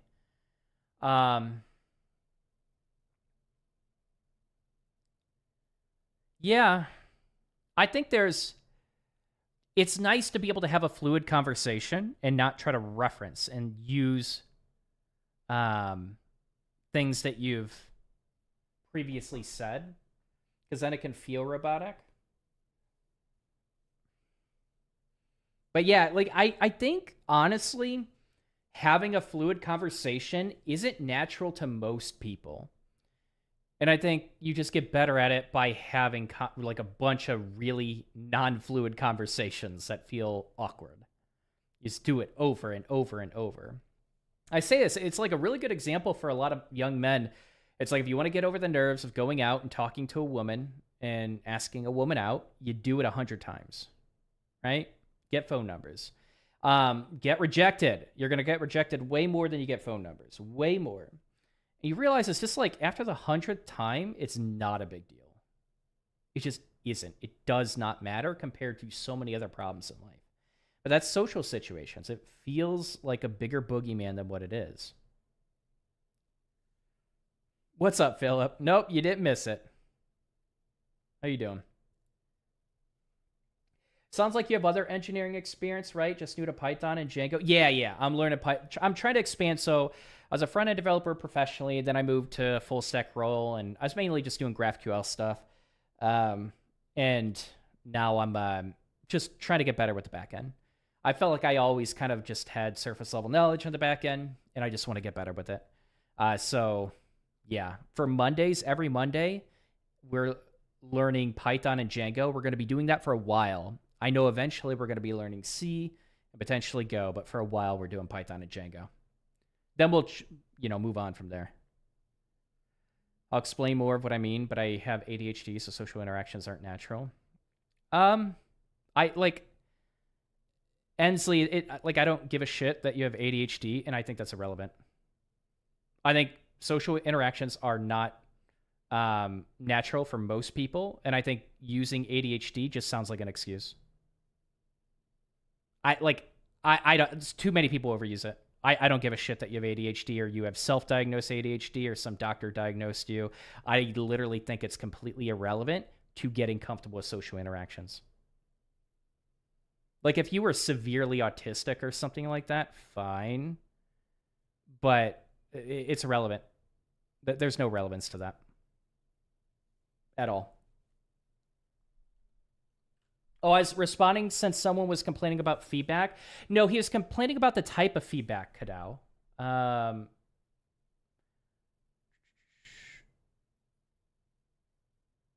So, Ensley, Kadao, like, maybe you just didn't hear it right. I think you just didn't hear it right. So, Ensley said, I think what I mean, I've asked devs before a dev-related question, and they basically rolled their eyes and acted high and mighty as devs.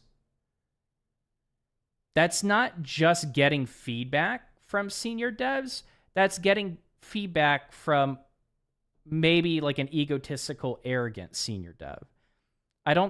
He's not saying like he doesn't like feedback from senior devs. He's like, there are some arrogant ones that like are really, that act like that I don't like communicating with. And I think that's completely fair.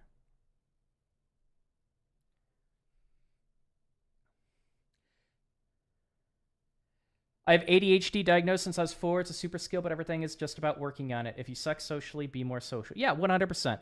And like, of course, like, can it affect things a little bit temporarily? Yes, but don't use it as a crutch or an excuse.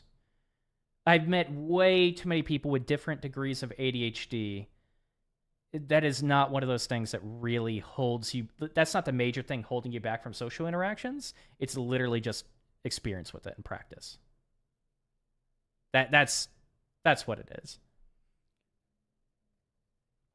That's fair enough. Only reason I mention ADHD, I'm diagnosed, but it affects my comprehension, understanding what someone is saying to me, resulting on me not knowing what to respond with. So there's attention stuff with ADHD that can drastically affect that as well, which you can also naturally get better with.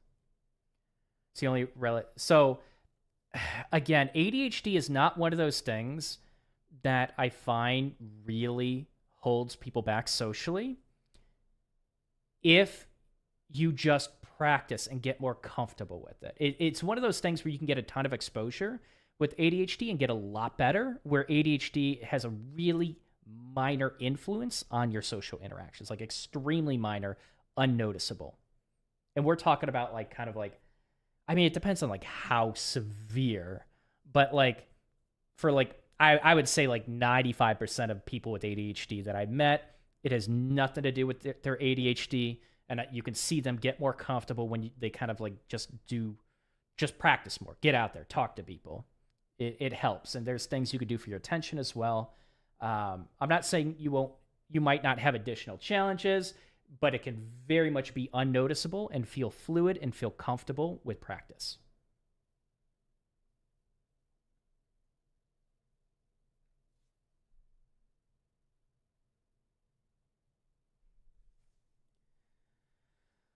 Four words: stop giving a fuck. That's what helped me sit on it, meditate on it, help me stop caring what people might be thinking of me. People are too busy thinking about themselves to be occupied with you.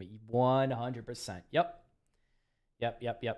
Everyone interacts differently. Social anxiety is comparing yourself to the most engaging person in the room. Yeah, that's true. And it's like, what is your vision of how you're supposed to act? Like, you're probably thinking about, you're comparing yourself to what you think you're going to do in the most ideal way that this can unfold. You're comparing, like, and you're probably looking at other people that are very fluid with it, that have had a lot of practice with it, and you're comparing yourself to them. That's, that happens a lot in life just in general. Getting over it is realizing that nobody is making fun of you. They're genuinely interested. The people who aren't genuinely aren't worth impressing. 100%. Yep. Very well said. Exactly.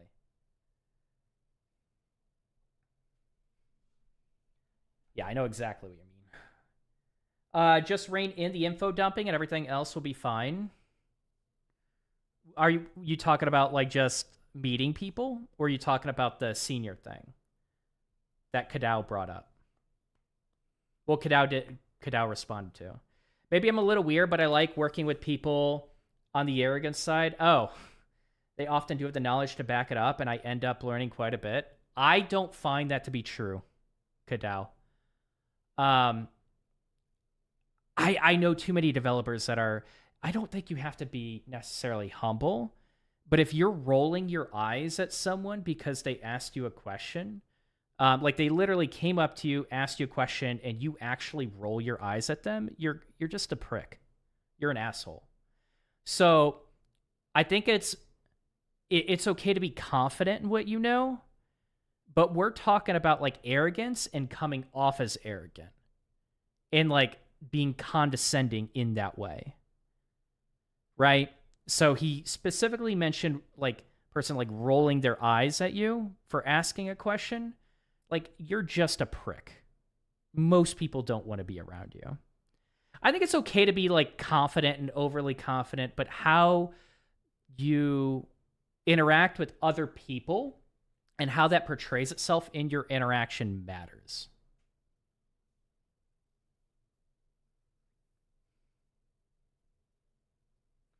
Mostly the only thing I see ADHD rubbing people the wrong way. I guess in what way specifically?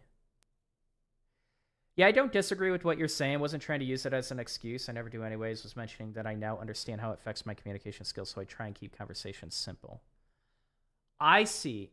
Okay, that's a different way to word it. I would still say you could still greatly improve your conversational skills, and that will still be an extremely minor influence on your conversation. And I think you're settling low. I think that's fine for now, and I think that's helpful. That's a tool. I still think that, like, I still think with ADHD, you don't need to do that with a lot of practice. And feedback too, but a lot of practice and working. Cool. Okay, yeah, like the way you worded it sounds a little bit different, but I think you probably get what I'm saying is that I do find that people, they think that they, like this diagnosis, they're kind of going to be held back and there's no changing it or no changing it without medicine or anything like that. And things can drastically change. And I hate, like sometimes a diagnosis is useful to be able to identify tools that you can use to improve your social interactions. But I also see that being a crutch, and I see a lot of people that have gotten a diagnosis that let them hold themselves back from really improving their social skills and their conversation. So as long as you're not letting that hold you back and letting that kind of be a glass ceiling for you, and you know you could achieve more than that, that's awesome.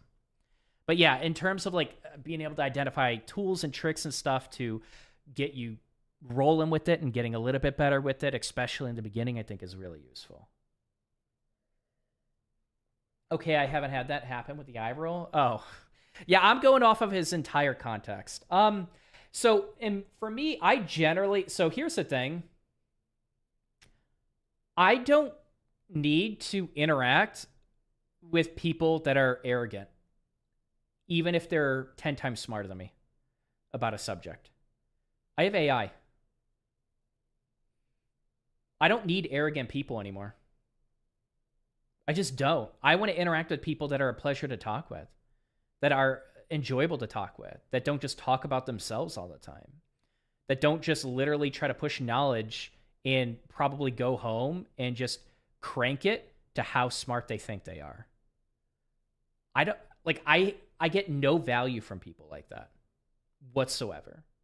AI literally replaces all arrogant and narcissistic people. I don't need them in my life. No one does. No one needs them anymore at all.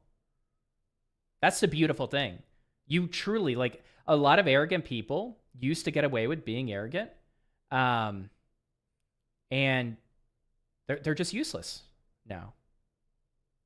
Sometimes you'll get like some people with a bit of a god complex or narcissistic that, like, as long as they feel that they're above you, they'll help you up, or they'll like help you and bring you up. But as soon as you kind of like get to their level and start increasing them, they'll try to bring you back down and kind of like, no, you're not allowed to be better at this than I am. No, you go back down, and they'll like kind of put you down, sometimes with passive aggressive comments.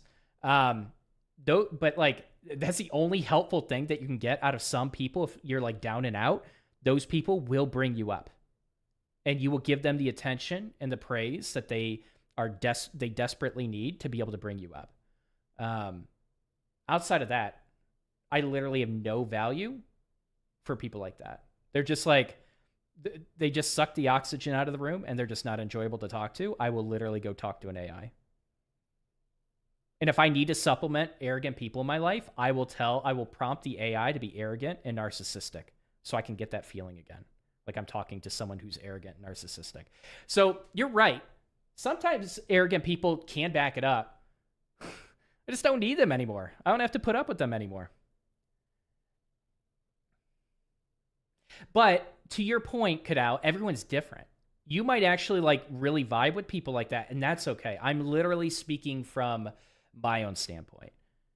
And I would argue that there are a lot of people that have more tolerance for arrogant people than I do, and they can humor them. And it's still a really enjoyable conversation for them.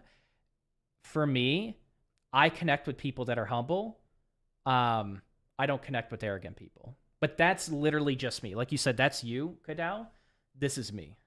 You know, we kind of just connect with people in a different way, and that's totally fine too.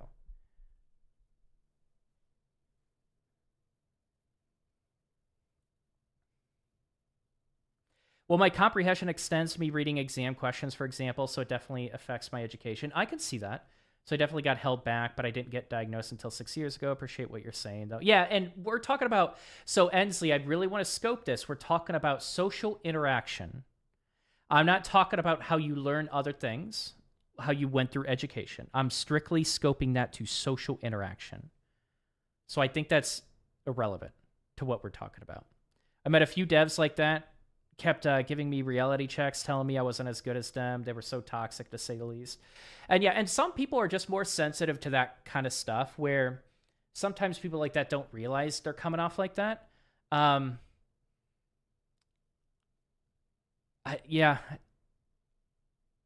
just like, my 3 dev positions had a lot of really, like, you always got someone that was like, maybe had an ego a little bit or got defensive. Like, that's just human nature to have those emotions sometimes. But like, overall, I think I was just really fortunate to be on 3 awesome teams where people were incredibly intelligent, way smarter than me, but they were also humble. It just, like, I don't know, I thrive in those kind of environments. Out of curiosity, do you think a trait of arrogance comes from nature and nurture? Way more nurture. Way more nurture. I don't know. Like, I would have to look at like genetic markers of like common, like what's common in arrogant people. I'm sure that's out there, but I like, if I had a guess, that would be mainly a nurture thing. I think arrogant people tend to feel less rewarded in life than they had hoped that they would have been. I don't know. I'm gonna start going into like assumptions and stuff, and I don't know, but I would feel it's mainly nurture. Understand the social interaction. I was using that as an example of how badly it's affected. It's extended in my social interactions and communication later on in life. Gotcha. Cool. So I think we're kind of just in agreement. I don't. Again, like Ensley, I think we might even just disagree, actually, because I think how it influenced your education. Like I had problems through understanding certain things, and I've never been diagnosed. Like you just saying you had problems, and that's the extent. I don't think that shows the extent, Ensley. I think you're kind of like passively trying to back up what you previously said, and I think I just completely disagree with you. And I think your ADHD is more so the way that it's holding you back is way more in your head. Yeah, I think I just fully disagree with you now that you're kind of expanding on that. Alcohol definitely helps with social interactions too. Yeah. Yeah, it's a social lubricant for sure. Yeah,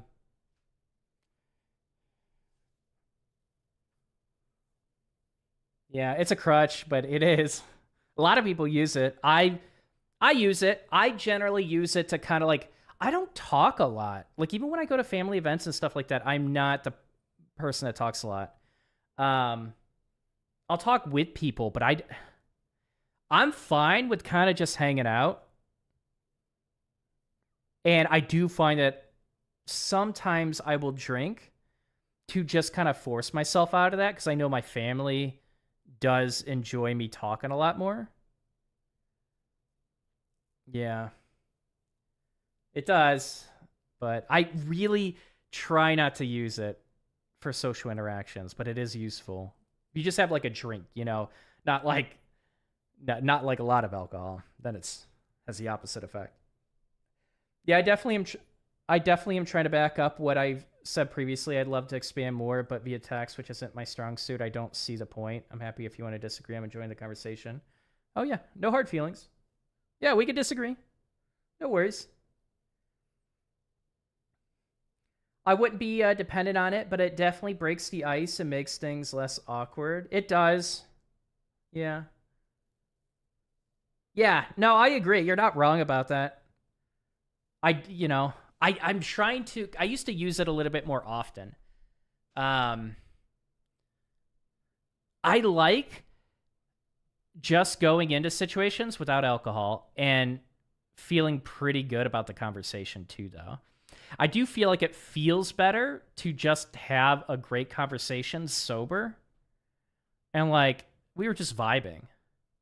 And then you could trust it wasn't the alcohol. Because I do feel like alcohol kind of just connects people.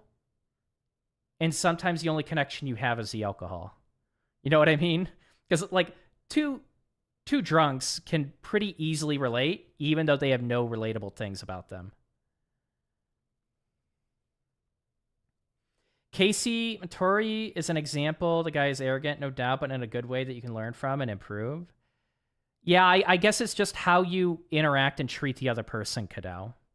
So we could probably get different interactions. I don't know who that is, but I think it's just like how you treat the person you're talking to that matters. Alcohol is a great crutch if you're uncomfortable naturally, but it's not the genuine you, I guess. No, it's not. No, well, it's not and it is. It can bring out some of you, and it also like adds some to your personality as well. It can kind of exaggerate certain traits, because they do say alcohol does kind of bring out the authentic you. It kind of does at a very low level, but then like if you want to feel a good buzz, you keep drinking, and then it's not just you anymore. It's also the alcohol. It's also the exaggerated dopamine that you're feeling. It's also the inhibitions that have gone away, stuff like that. So it's like it kind of does bring out you, and it also adds something extra to it. And that something extra you hope people like. You don't come off like a fool. Remember, I dated a guy for 2 months in my early 20s who drank all the time, and when the honeymoon phase was over, got down to us just hanging out sober, I couldn't do it. Yo, yeah, exactly. Yeah, you can get along with people. That's exactly what's going to happen, but you can get along with people at a different level, drugged up, and when you don't have that, what do you have? I've had that where I kind of come back. So when I came back to my area that I grew up in, I would kind of just try to catch up with friends and stuff like that. And we would we used to be drinking buddies. We used to hang out and party a bit. Not like heavy parties. I just like, hang out with a bunch of friends. And then when we're both sober, we don't really have relatable things. Or maybe we only have video games. We only relate because we used to play video games together or something like that. But then when you try to talk about anything else, I just want you to like. You ever just like want that other person to stop talking? Where like the less you guys talk to each other, the more you guys relate to each other. And sometimes you experience that. Sometimes it's not even alcohol. Sometimes it's just like video games or like one hobby, and that's it. Or you got paired with a roommate in college, and that's it. Just like some computer program paired you, and that's it. I think, yeah, Family Guy even made a episode or flashback about that. I don't drink anymore, by the way. Maybe 5 days out of the year. Yeah, once in a while. Just chill out, have fun. Anything in moderation, you know? Oh, I definitely agree on the alcohol point. Just hit 2 months sober and feel way more energetic. Let's go, Kadal. Hell yeah. Yeah. You get a lot more energy when you've been drinking or when you kind of stop drinking. And then when you stop drinking, it does take a while. A lot of people think, oh, yeah, in a week or two, like I'm going to be back to normal. It's like, nah, it might even take months for you, depending on how long you've been drinking to like get your energy levels back at normal. And there's so much else that recovers over time, but I drink when it's dark outside. That'll do. Yeah, I don't like drinking during the day unless I'm with family. That's the only time. Um, all right, so what I'm gonna do, I'm gonna go ahead and take a small break. I think we're gonna keep going till 7. We'll probably jump into Django a little bit. So I'm gonna be right back. Yeah, we'll take like a 5-minute break, and then we'll come back, do some Django stuff. Yeah, like with the barbecue. Barbecue's good. That's a good event. I agree with that. All right, be right back. Oh, hey. Actually, I have a question when I get back, but I'll tell you then.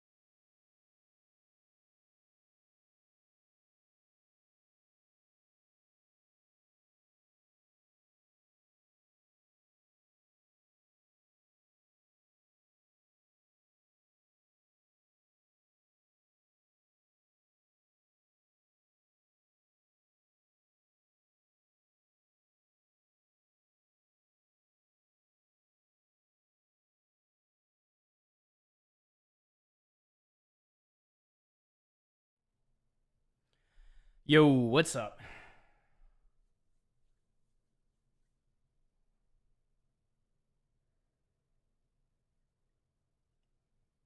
All right. So wait.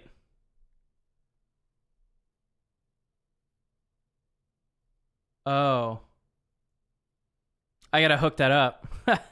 Wrong one. All right. I think this capture one is pretty good. What do you think? I'm kind of curious. So I have a question for everyone. What do you think about this overlay? I feel like it's pretty simple. It puts chat in the top right. It puts my camera in the bottom right. I got to do something with the bottom, but I actually want you to let me know if this distorts things too much. Hold on. So window capture, it's going to be...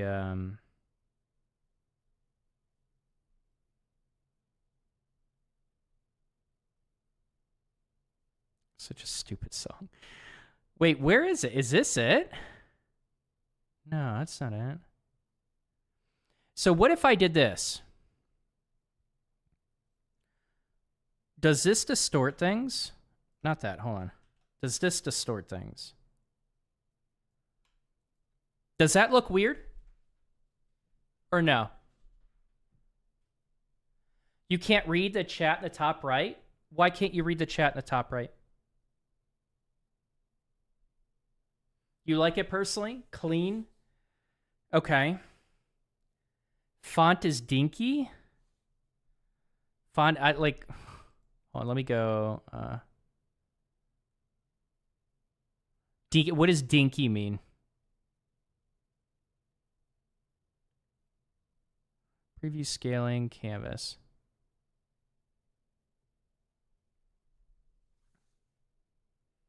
It's small. You guys think it's small? Oh, wait, no. Okay, so we're talking about two different things right now. Are we talking about the chat? So all I did... Okay, let's focus on one thing at a time. Forget the chat. What about me extend... Like, is it still readable or distorted when I lengthen the screen capture to the bottom of the screen? Is that still readable or does it look really distorted?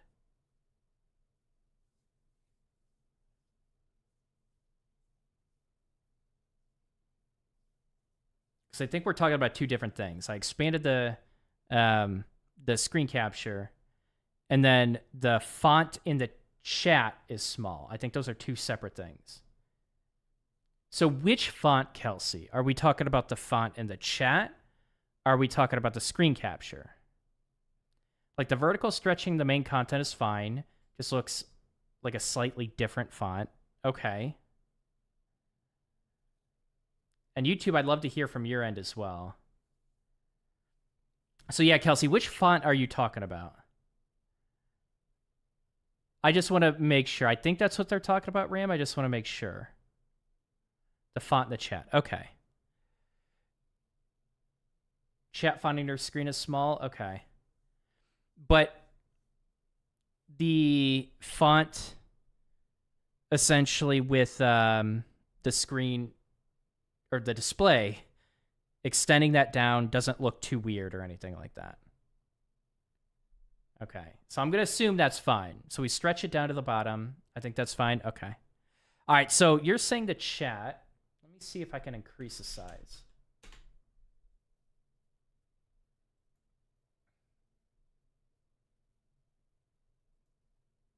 I know I can.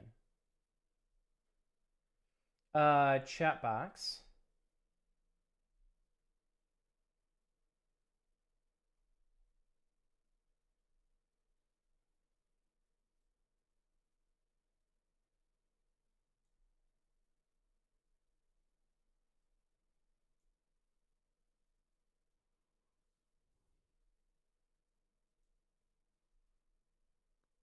Okay, now try talking.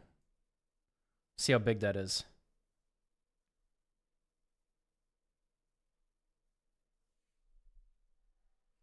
If you hadn't pointed out the vertical stretch, I doubt I would have noticed. Granted, I'm using a phone. Okay, thank you, Fanta.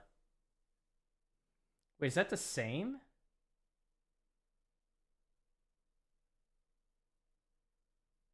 Is it bigger or smaller?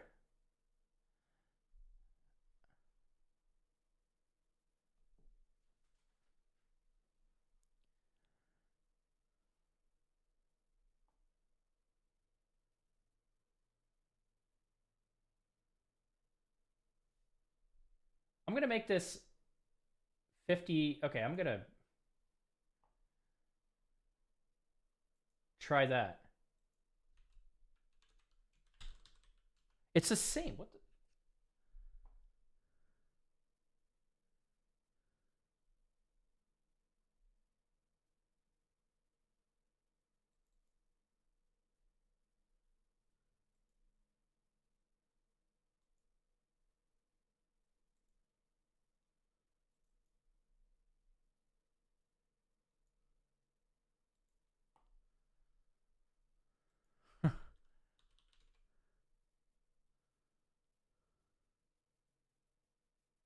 Okay, I'm waiting.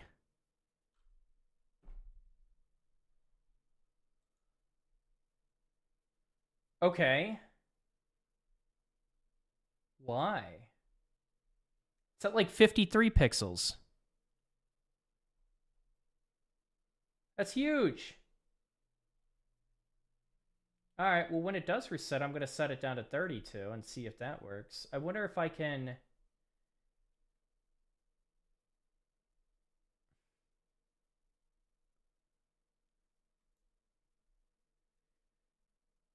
Oh, I have a font size property that is overriding it. Why? Yeah, it's the font size. Okay. Let's just say, like...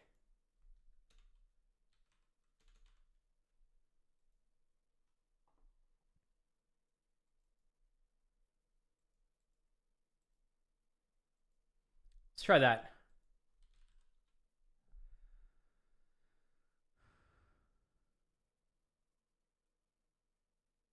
What? Why? I don't know. That's weird. I don't think it's bigger. I think it's a little bigger. I don't know. I'll play around with it on my own time. Okay. All right. Well, thanks. Appreciate it. Yeah, it's a chat for ants, so we're good.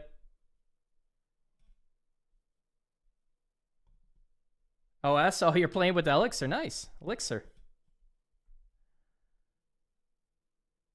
Dude, I don't know why it's so small. Hold on. This is bugging me. I wonder if I have custom CSS here. Let's do font size 52 pixels.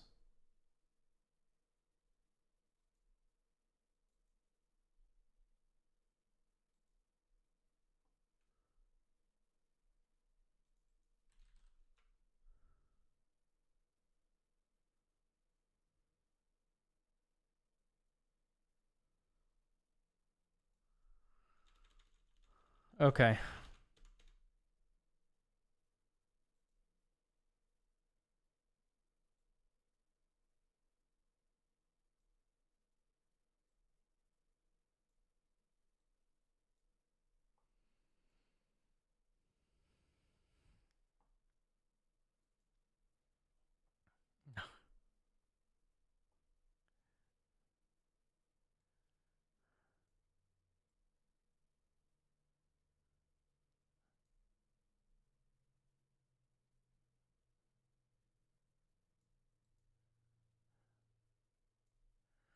All right, I'll play around with that later. That sucks. We might have to choose a different chat software. I'll have to see. Damn, that does suck. Oh well. Way to be timed out. Ugh. I don't know if you guys will ever catch me using Tailwind. All right. I am going to go offline on YouTube. I'm going to stay online on Twitch until about 7. Maybe I'll play some World of Warcraft tonight. I don't know. We're kind of at the end. We spent so much time talking. We started at 4. It's been almost 2.5 hours. I'm kind of wondering if maybe we spend another 10 minutes. Well, we can't get much Django stuff done. I kind of want to play some World of Warcraft on stream. And it's going to be the first time I played on Linux. And I want to see how it works. See if it crashes, you know? All right, take care, Ram. Have a good one.